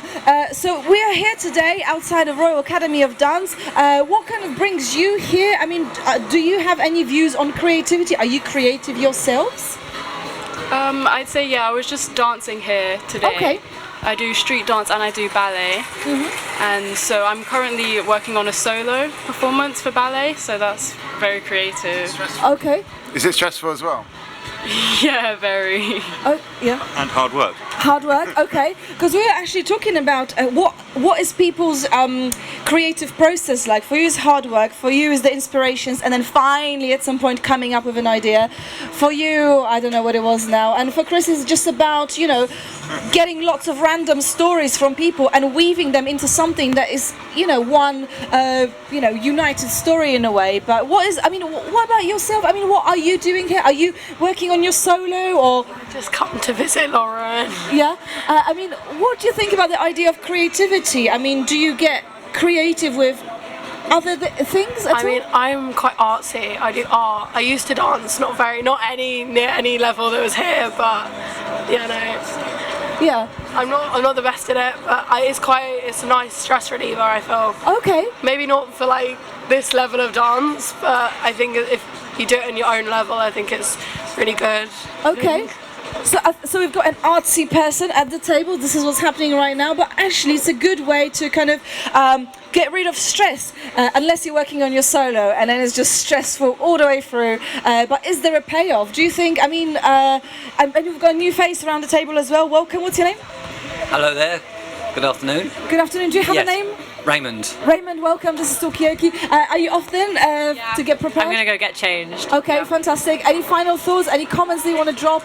I think dance is obviously part of art, and I think just in general, if you're into art or if you're into dance or if you're into singing, if you're into music, you should always go see another style of performance or kind of art, because whatever I do, you get dances based off artworks, you get musics that complement with dance. So if you ever see anything, you should go and see other things as well. Okay.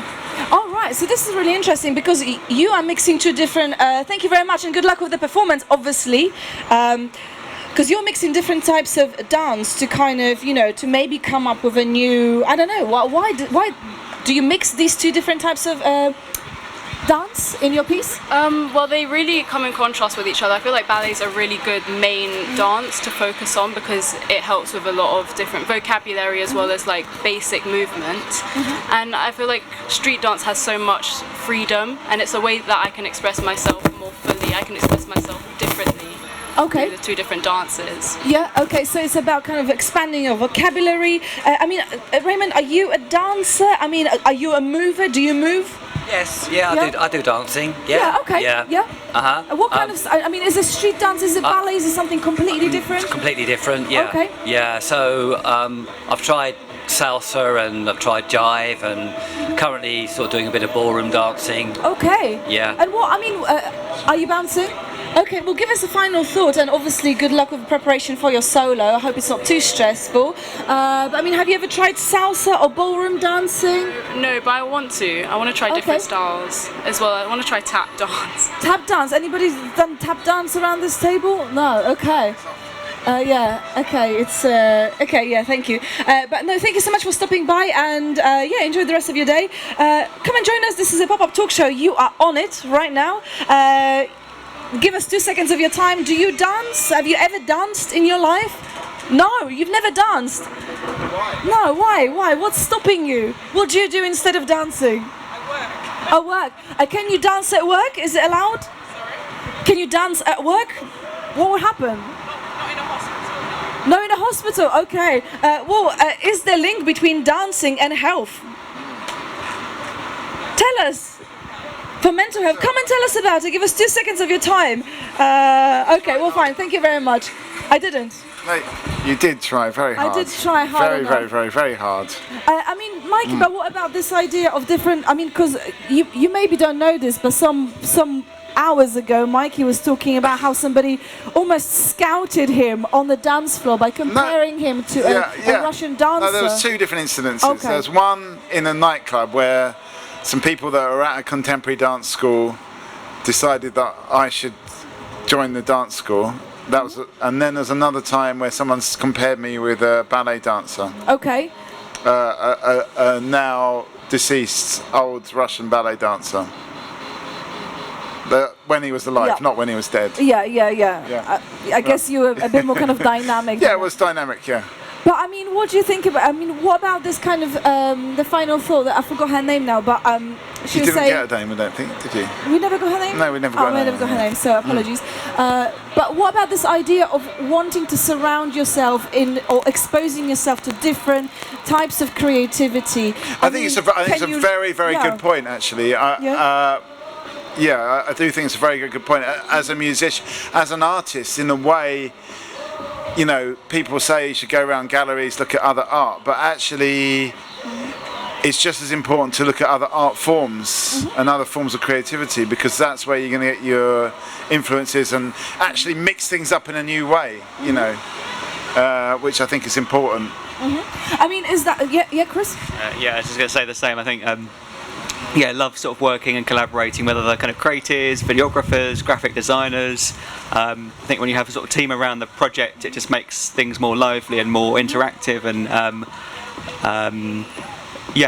get a lot out. Yeah, the work improves because you're kind of collaborating with other people with a kind of creative mind. Yeah. Okay. I mean, what do you think, Raymond? Has your kind of ballroom improved because you did salsa? I mean, are there any other art things that you get yourself involved in? I think you try and start a dance, and then you get curious about other styles. So then you have to try it, and then you see. You kind of have to. There's a compulsion. Yeah, you just think, well, you know, what's that going to be like? And it's good to try out different things. So yeah. But how did you start anyway? Like, what was the kind of? I really can't remember. I must have been in my 40s or something, and I think first started doing Sarok dancing. I think my wife kind of at the time said, "Well, let's go do some Sarok dancing." What kind of dancing is that? Sarok is like, it's modern jive, basically. So it's dancing to like music from any style of music in a sense.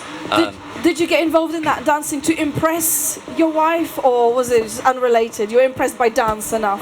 No, it's just something that my wife wanted to try out, and I went along, and then I got hooked, and then I've been dancing since then, and I've been trying out different styles since then. So yeah. Yeah. And do you do your dancing in this building, or where do you do your dancing? No, I just came along today because I was just very curious about here. Oh yeah, you've got a curious mindset, as you have said, yeah. Yeah, and I saw the building. It was recently built, and I thought, well, I must see what it's like inside anyway. And I'm glad that you did come down, and also now you are part of a talk show. That's really that's something new. Maybe you didn't know is going to happen. But just and we've got a new face around the table. Give us your name. Umi. Umi, nice to meet you. And this is a pop-up talk show, so we're just talking about actually something that you, Mikey, kind of developed as a thought from something that someone said before. If you're an artist of a particular genre, go and see work of different art forms to enrich what you're doing. I mean, obviously, you two have collaborated musically and sculpturally on the piece together. Do you feel like your creative practice as a composer developed in a new way because of interacting with sculpture? Beforehand, I never really thought about like doing my music or like comparing it or like collaborating it with a sculpture. So this was a really big first timer, which I put quite a lot of thought into with music, and yes, it did really make me think about what else I could do to really extend that reach. I mean, and are there any other kind of maybe visual arts, I don't know, sculptures, paintings, artists that you like who aren't necessarily linked to sound at all? Are there any films, any kind of images or performances that you thought, okay, this is quite good, this is kind of fueling my musical journey? What kind of stuff do you like? Well, ever since I was quite young, I've always liked Van Gogh's sunflowers for no particular reason whatsoever. But they have always really interested me in the way he's painted them, and it's really, there's nothing really else like it at the time. Okay, this is really interesting because sometimes you just get interested in art but you don't quite know why. It's just something quite compelling. It's like with your dancing as well. I mean, Umi, like what kind of art do you like? Do you like any kind of artistic, creative things? Like, I like all of them. Like, I like all types. I like abstract, realism, like sketching, all of that kind of things. And do you have a favourite piece of art or music or film or anything? I kind of like Van Gogh's like Night Sky. Okay. Van Gogh's. And what is it about it? Can you put it into words if you were to describe it? It's like whenever you look at it, it's like super calming, and you feel like you're just in that moment of where you're in that painting. But this is a really interesting point. Like, to what extent is art out there to kind of calm us, and to what extent is it to provoke us and shake us up? I mean, like, you create sculpture. Do you have an intention? Do you set out with an intention to do something to the audience? When you dance, do you want to emulate a certain energy? Do you want to, convey something? Or is it just like, I'm just doing it? Oh, Mikey? I just want that both these young people like Vincent van Gogh, but that actually inspired a musician to write a song about. Which one? It's called Vincent, and it's by Don McLean, the guy that wrote American Pie. It's probably maybe the certain age will know that song, but it's Starry Night is how it starts off, and it's mostly inspired by the painting that you're talking about the night sky, and I think that's just a classic example how one art form can inspire another art form. Okay, I mean, has anyone here ever been inspired by another art form? I mean, obviously you were working to a deadline and with your dad for the sculpture, but I mean, have you ever chosen like a different kind of art form, or have you ever been inspired by another art form? I find it's more the music for me. Oh really? Okay. Yeah, what kind of music? The music can be inspiring. Well, any style of music inspires me to dance, and sometimes I get more like into the dance when the music is right for me, and some songs I think, no, I don't want to dance to that. So it's more to do with music than the arts, I would say. Okay, so what is it about music? I mean, does it have just some kind of a shortcut into our brains, to our emotions? Yes. Okay, but in what way? I mean, but is it true? Because I mean, like, where do you get your kind of stimulation from? Is it from experiencing other visual art, or is it music? Like what? Well, it can be lots of different things. I mean, I tend to be on the side of trying to not look too hard at what other people are doing, in order to try and find a furrow that nobody else has ploughed before. So that tends to be what I'm doing. But for example, poetry. That piece at Battersea Power Station is called "What Dreams May Come," which is of course a very famous line from Hamlet's soliloquy, where he's done something terrible, and he's contemplating suicide. And he goes, but in that sleep of death, what dreams may come. And so, I liked that line for this piece in particular because what dreams may come sounds like such a positive statement. And, there can be no doubt that whoever built the pyramids dreamed awfully big. I mean, maybe bigger than we've ever done again since, putting a man on the moon. I mean, it really is quite a spectacular thing. but at the same time, it was meant to be the tomb of a pharaoh, and so understanding that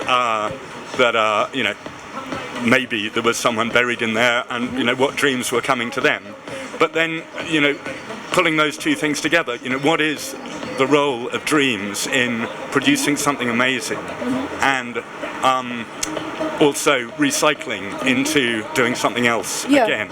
Yeah. I mean, this is also an interesting point because you kind of, from what you were saying, there's this kind of duality of art where it could be positive and maybe a little bit more, I don't know, disturbing at the same time, like the pyramids or like the Starry Night, because you mentioned about quote from Hamlet as well. I mean, is there something on the is there a metaphor for something to do with Battersea Power Station? Do they have got something on their conscience that they are trying to kind of process as well? Well, I was thinking that actually, because Battersea Power Station, although it was, the history of Battersea Power Station is very interesting, and I think it's where the term white elephant comes from, because when it was built, it was already obsolete. So that's why it's called a white. The four chimneys look like a white elephant upside down. Basically, is why it's called the term white elephant comes from. But it's something about the kind of death of this idea of a kind of British industry, for me anyway, and a kind of like this industrial identity of Britain, which has kind of faded away a little bit now. Britain isn't anymore the kind of factory or the power station of the world. It's now become something else, almost. Upside down elephant. Yeah, like an upside down elephant. So in a way, you could say that they're kind of dreams of that kind of almost this kind of like very kind of very kind of old school industrial past of Britain, making cars, making other stuff. Thank you. I mean, go on. I think industrially, of course, we're maybe falling a little bit behind, but I think creatively on an industry front broadly, for example, Tim Berners-Lee, who invented the internet, was a Brit. They're looking into fusion drives for space now that will be able to get us to Mars in 2 or 3 weeks. That's a Brit, who invented that and is working on it. So I think, although we're not quite so good at manufacturing as we used to be, I think we do still have an awful lot of creativity in the sort of broad industrial sector. Yeah, and I mean, is London? I mean, there was a conversation on the table before. Somebody was saying, actually, London is a brilliant place because it is very creative and it is kind of like world leading. But and is it still a case? Does it feel like that to people living in London? I mean, Umi, you live in London. Do you live in London? I don't know. I live in London, yeah. Yeah, and how do you find living in London? Do you find that place creative, annoying? What are your thoughts about it? Well, sometimes when I take the car a lot to school, and every single time I normally just get bored and then I look out the window, and every single time I somehow notice something different that catches me, oh wow, that thing is new, when did that happen? And it turns out it's always been there. And also I do sometimes go to the countryside, and whenever I go there it's really calming and I find it really different than usual. Okay, so London seems to be a place where you can always encounter something new. There's something kind of around the corner, and a big big contrast to countryside. Maybe this is what are your thoughts on London? I mean, do you feel like you live in a world-leading creative hub? Okay, manufacturing maybe is not so good, but there's a lot of ideas. Do you have that sense? Yeah, there's a lot going on. There's a lot of different shows you can go to, all different styles of dancing you can go to. It's the whole world in one city, really. I think. Yeah. And what do you feel about that? Do you feel pride? What are the feelings? Are you a Londoner? I've been a Londoner since I was about 2 years old. So yeah. So I think it's a pretty okay, and so talking about London, Mikey? Just on the point about manufacturing, I think Britain is still good at manufacturing. We just phone it through in manufacturing fear. Sorry. We're manufacturing ideas, and all manufacturing has to have an idea, but we phone it through now to China rather than do it ourselves. And we focus on that as the idea, the brand, the creative sides, but the actual hard, apart from Gervais still making stuff, we phone it through to China. Yeah, but isn't it? I mean, but isn't it a way of being creative as well and financially viable? I mean, is it all that bad? Is Britain just like really missing a trick, or is Britain actually being quite creative with, having stuff produced elsewhere by other people? I mean, just wondering. Yeah. Well, I don't really have a viewpoint on that because it's such a complex question. I think you could discuss it all day. But give us like a little kind of way into it. Obviously, we can't explain and talk about everything, but things change, and industry changes, and the world changes. All we can do is really just do what we think is best for the planet, ultimately, and for us as a species on the planet. Okay, so you're bringing in the planet, and the change. I mean, we're living in forever changing times. As artists, as creative people, as people appreciating art, do you feel like, you've got a response to that somehow, or do you kind of keep your art separately? You kind of, do you feel like you need to be connected to these big themes of the world, of our existence, or do you want to create something actually like a little respite moment for your art, for your music, for your sculpture? No. I think I'm more in the latter camp there. Our motto is we all want a little wonder, and I think that bit of wonder, which is really what we're searching for in our artwork, is that respite from the eternally bad news about whatever it is, Brexit, Ukraine, COVID, etc., etc.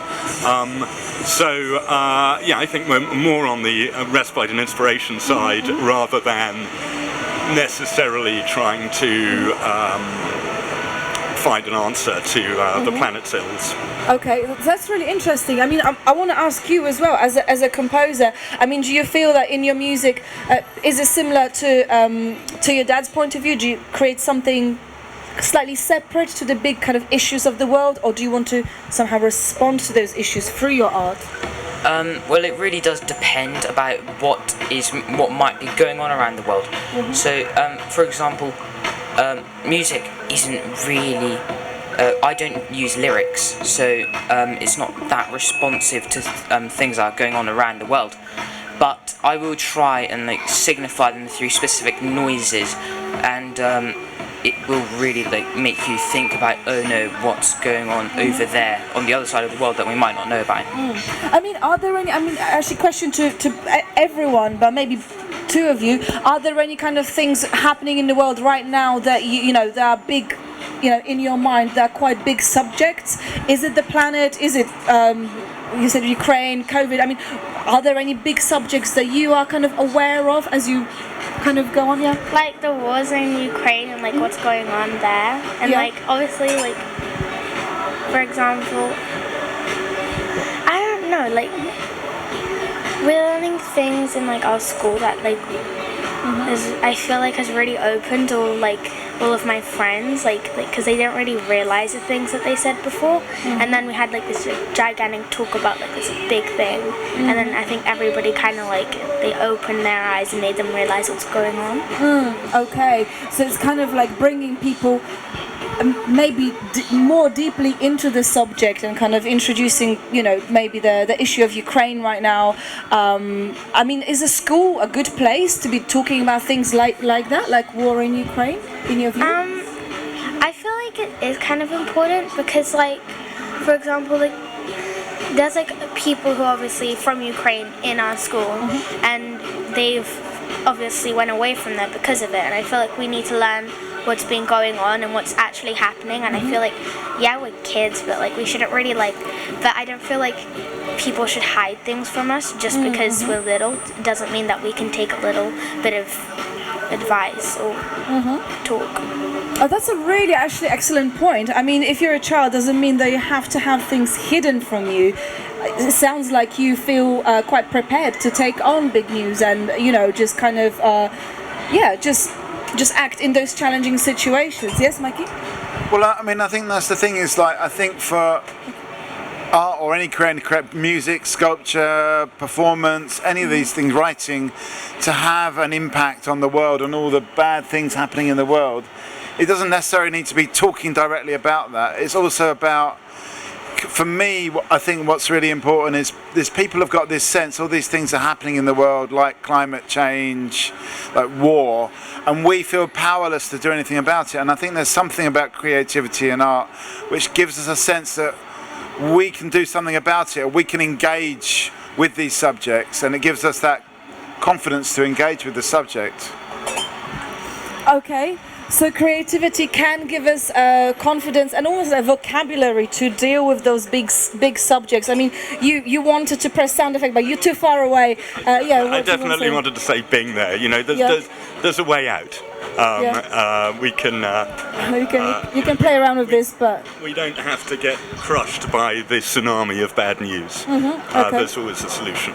I mean, is anyone here feeling like they're being crushed by a tsunami of bad news, or is there a moment of light relief? Can you deal with, I mean, are you worried about anything? Yeah. I really admire people that can take on big subjects in their art form and talk about it, but for me, art is an escape from it all, and dance is an escape from it all.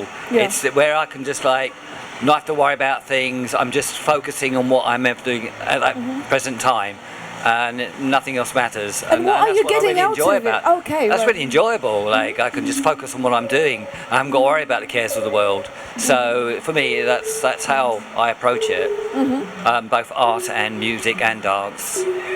So it's kind of, but I do appreciate what people do when they do kind of make a statement about something or other that's very important. So yeah, there seems to be more than one aspect to it, doesn't there? Really? Yeah, no, absolutely. There's some chit chat happening here on a yeah. Umi, you've got a point? Did you have a point? I think we were talking about all the big things in the world that are happening, and whether people feel like they've got that ability to have a response to it or deal with it, or is it too much? I think, was it something like that you were going to say? Yeah, go on. Yeah. No, so like adding on to the point about like if like there's a light of like happiness or something, I feel like it's really good because obviously like, my brother's gotten a big music thing, and my dad's done a gigantic pyramid, and obviously he's got lots of art here, and I feel like it's really like I don't really feel like there's much bad news. I feel like it's, if you just try and focus on the negative things, then you are negative, but if you just try and focus on like what's good that's happening, then you'll just be happy. Yeah, okay, so maybe focus on positive things and actually use your creativity to process some of these like big subjects. Yeah. I think one of the problems with art is it's hard to make art that just is positive, because all the best art has got this negative, this dark side to it. Like you were talking earlier on about this film, what's it called? A Star Is Born. And if I'm more remembering the original version, if the guy that was a star didn't have his alcohol problem and you know the fact that he's coming to terms with being less popular, this dark side, then there wouldn't be much of a film. If it was just like, oh yeah, I got successful, everything worked. What kind of film would that be? It has to have some kind of challenge, some kind of difficulty, some kind of dark side in order to make it into a decent film. Okay, I mean, is it easy to make happy art? Is it even possible to always make happy art? Do you write only happy stories, or, you know, are kind of dark stories just parts of life, or do they switch us off? No, I think there's sometimes the sort of the challenging stories, there's always like a positive that comes out of it. So thinking about Ukraine, I can't see, you know, at some point hopefully there will be some positives that you know that allow us to move on from that. Climate change, people are talking about it now, more people are talking about it. Mental health, more people are talking about it. So the more these challenges come to the surface, the more we talk about it, the more hope there is of doing things about it, I guess. But yeah, I think that the negative stories are as important as the positive stories. Yeah, so maybe the negative stories are just a stop on the way to developing it into something that has a potential to turn out okay. I'm going to come to you, but I'm just really interested in your point of view, because you do creative things to kind of almost escape the difficulties. But what do you think about this idea of, happy art? I mean, I've had mental health problems, and I've found that doing art and doing dance and doing music, as I say, I just go into what I'm doing at the time, and I get very positive benefit from all of those things. But as I say, I agree with the gentleman. Sorry, I don't remember your name. Mikey. I disagree that. I agree that a lot of genius, the people behind it, often have that kind of dark, kind of sad kind of existence sometimes. But that brings out this really creative work within them, and I think that's something that something we have to sort of take note of and appreciate. That a lot of suffering has gone into making art and dance and music. So So in a way, kind of what you're saying is like, as creative people, we kind of have to be able to lean into the negative experiences or difficult experiences in order to then kind of produce something else out of it. Almost, Chris, you had something to say? Yeah, I was just say there's this idea of kind of cycles, isn't there? That everything is like a constant cycle, kind of ups and downs, even with the earth sort of expanding and contracting, and our breath in and out. Same with challenges and positives. I think you get it's one side of the same hand, and you get through things, and then things develop and grow. I don't know where I'm going with that, but No, but I think it's just an interesting point, just like an interesting image. Maybe we are constantly in the cycle, so nothing is kind of fixed forever. So maybe there's always hope. There's always a positive message at the end of the negative, or the other way around. I don't know. Mikey, did you? Because you were bursting to say something. Just because we're outside the dance school, because I don't really see dance as a particular sort of dark art. A bit like film. It's quite or writing. It's quite easy to embrace some of those dark sides of humanity, but maybe I don't know enough about dance, and maybe it's something to, when there's more dancers around the table, to ask them. But how does dance deal with some of those kind of quite negative or difficult elements? Are you dancers? I don't. Do you make? We were just talking about. Is it possible to make a dance piece which isn't positive? Is dance always a positive, joyful expression? Is it possible to make a dark piece about, through dance? I think you definitely could make a dark piece out of dance, because it's expressing your emotions, and there's obviously like dark emotions which you can portray whilst dancing. I mean, do you make dance yourselves? I mean, are you performing, choreographing? What is it? We're on the ballet education course at the Royal Academy, and we do both performing and choreographing. And we choreographed a piece together which is more dark than like the usual upbeat, like happy dance. Okay, and what was it like? To make it. Why did you make a negative dance? I'm going to abbreviate it. Like, where did it come from? Yeah, give us 2 seconds of your time, and then you can bounce off again, do your dance stuff. But right now, this is a pop-up talk show, so really we're talking about whatever the subject is, whatever people say. Right now we're talking about dance. We're talking about art as a place to kind of escape from difficult situations, but maybe even I mean, in terms of like sadness, you've got like there's a classic the dying swan scene in one of the ballets, isn't there? I don't know. So Swan Lake, thank you. Yeah, I mean that's so you've got to be able to express that sadness presumably in the dance. So would that be classed as a negative thing or a dark thing, or is it just? Yeah, that's a very good question, which I can't answer because in the middle I don't have opinions and thoughts really. But I'm just gonna I'm gonna come to you, Umi, but I'm just gonna untangle and then just get names. Oh no, I'm just making it worse. So I'm Margot. What's your name? Corey. Isabel. And we've got Raymond. We've got Jarvis and Yumi and Mikey and Chris. So is Dying Swan? I mean, did you want to chip in on this? I mean, yeah. So like I do a bit of dance, and I guess it kind of also depends on like what type of dance you're doing. So like I do different types, and like sometimes they can be negative depending on what kind of dance, but also I've also found whenever I do dance, there's always some sort of story or some sort of emotion that's behind the dance that people can kind of like. When you dance, it's kind of like how talking or like singing or something like that in a different kind of way. For example, one move is like one word or like one emotion, or is like all that kind of stuff is a story. So that's a really interesting point. Actually, dance as a way of speaking, communicating, telling something. I mean, so what are you telling in your piece? And is Dying Swan, is that just an example of like, oh, this is like dark piece of dance? We're talking about dirty dancing at the very, very, very start of the Talkaoke, but we're talking about dark dancing now. Yeah, I think if you're telling a story, it can have like ups and downs, and I think that dance is a lot about telling stories, especially in like classical ballets, like Swan Lake and things. I think it has a lot to do with the music as well. Like if the music is like happy or sad, usually your movement reflects the mood of the music, so you kind of express yourself through that.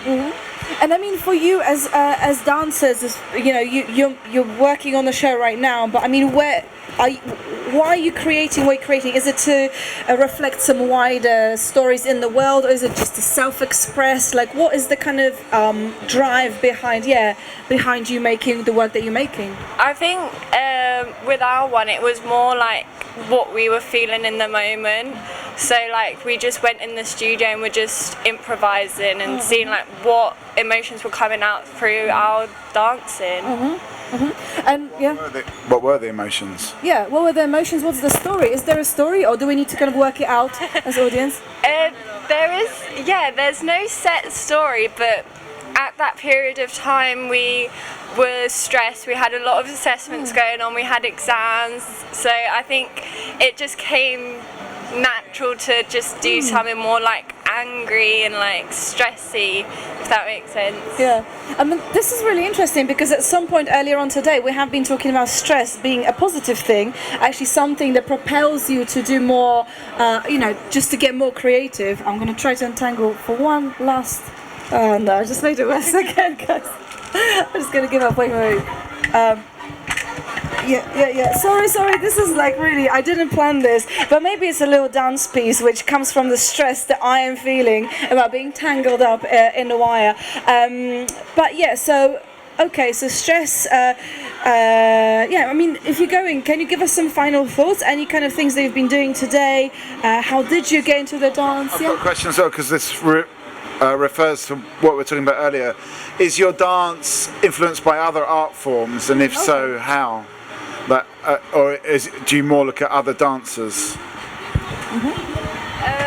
When we were doing it, we looked a lot at different dances on we looked a lot on Instagram to see like inspiration from what other people are doing at the moment, and we liked the idea of like not just dancing for the sake of it, but we were like playing around with like movements and different patterns. So within our dances there's lots of like circular movements, and we were like playing around to see like what we could do, how far we could push our bodies to like make different angles and stuff.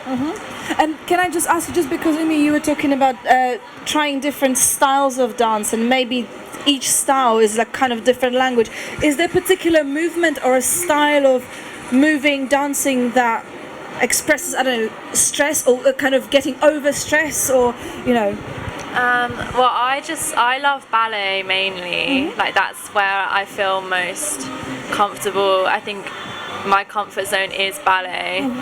But like in our piece, we kind of pushed ourselves out of our comfort zone and experimented with maybe contemporary dance a bit more.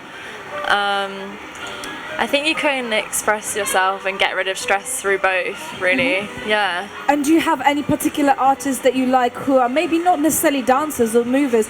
Do you kind of reference other artists, other art forms, rather, I should say? I don't know. What do you think? Really into your music. Oh, music. Okay, so back to we've got a music composer at the table, so yeah. Okay, so music is a part of that. But okay, well, thank you so very much, and good luck with whatever you're doing today with all your dances. So thank you so much. There's a person over there dressed in a funny outfit. Yes. Maybe a little snack break, but also I just want to like really untangle. It's like I'll just try that. Okay, so before we kind of move on to a break and have a little kind of snack, can I get you everybody to give me a final thought? It could be about something that we have discussed, something that we haven't discussed, that we should be talking about. I mean, we are here outside of this building. It's part of Wandsworth Fringe, and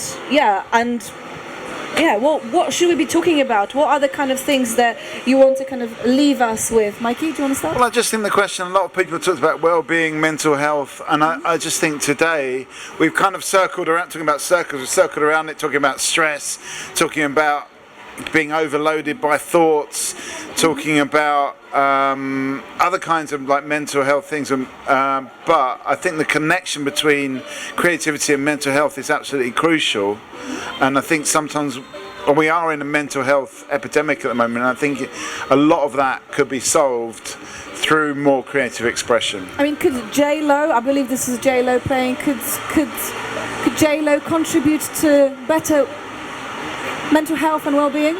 Don't be fooled by the rocks that she's got. She's still Jenny from the block. Thank you very much. A bit of a quote there. Okay, so thank you, Mikey. So link between creativity and mental health. I mean, shall we go around this way? Or maybe this way. Do you want to give us your final thought, Umi? Anything at all? Well, like today I tried like a different kind of dance. Like there was like a workshop in there for South Asian, and it was actually when I did it, I was like really nervous. I was like, oh, I don't really want to do it. I don't think it's gonna be fun. Then as soon as I stepped into like the studio and started dancing, it was like really calming and it felt kind of natural. Oh, okay. So I love this. It felt kind of natural, even though at the beginning I was like, not sure about this. I've never done it before, and it's like something that I've never heard of. Fantastic. I mean, do you think that you'll be doing dance in the future or going forward? Yes, because I've got like a lot of, I do street dance at my school, and then musical theatre in the Portobello Dance School. Like they all do different kind of things, and I'm not really sure like if I'm gonna carry on doing like different kind of like dances, or I might just settle with one. But like I think it will definitely be something that I'm going to be doing in the future, like as a career or maybe a hobby. Okay, so watch this space for some amazing art coming from Umi. Thank you so much for your final thought. Any final thoughts? Anything at all? Well, just in terms of the necessity of good and bad in any good bit of art, I think, if you look at the classic Greek plays, you start with hubris, so, pride before a fall, then nemesis, your nemesis comes and strikes you down. And then you have this moment of anagnosis, this moment of realization, and that lets you get to catharsis. And so, absolutely, I think good and bad have to be mixed in order to create a good bit of art. But also, that thought that art can help you release negative things like stress and anger, or help with mental health. And then also at the same time, show you some doorway that, lets you move towards a brighter future. I'm going to kind of abbreviate it to, you have to, suffering or difficulty is part of a creative process in art, because it can actually be a portal to a new direction to, so thank you very much for this. Final thoughts? Between two people, a lot can be made, especially through maybe art or music, and it's very hard to find that place in between where both people will agree about what will happen. So for example, between Russia and Ukraine, if Russia suddenly stood down, then their dreams of taking over Ukraine would just be pummeled into the ground, and that wouldn't be beneficial for them.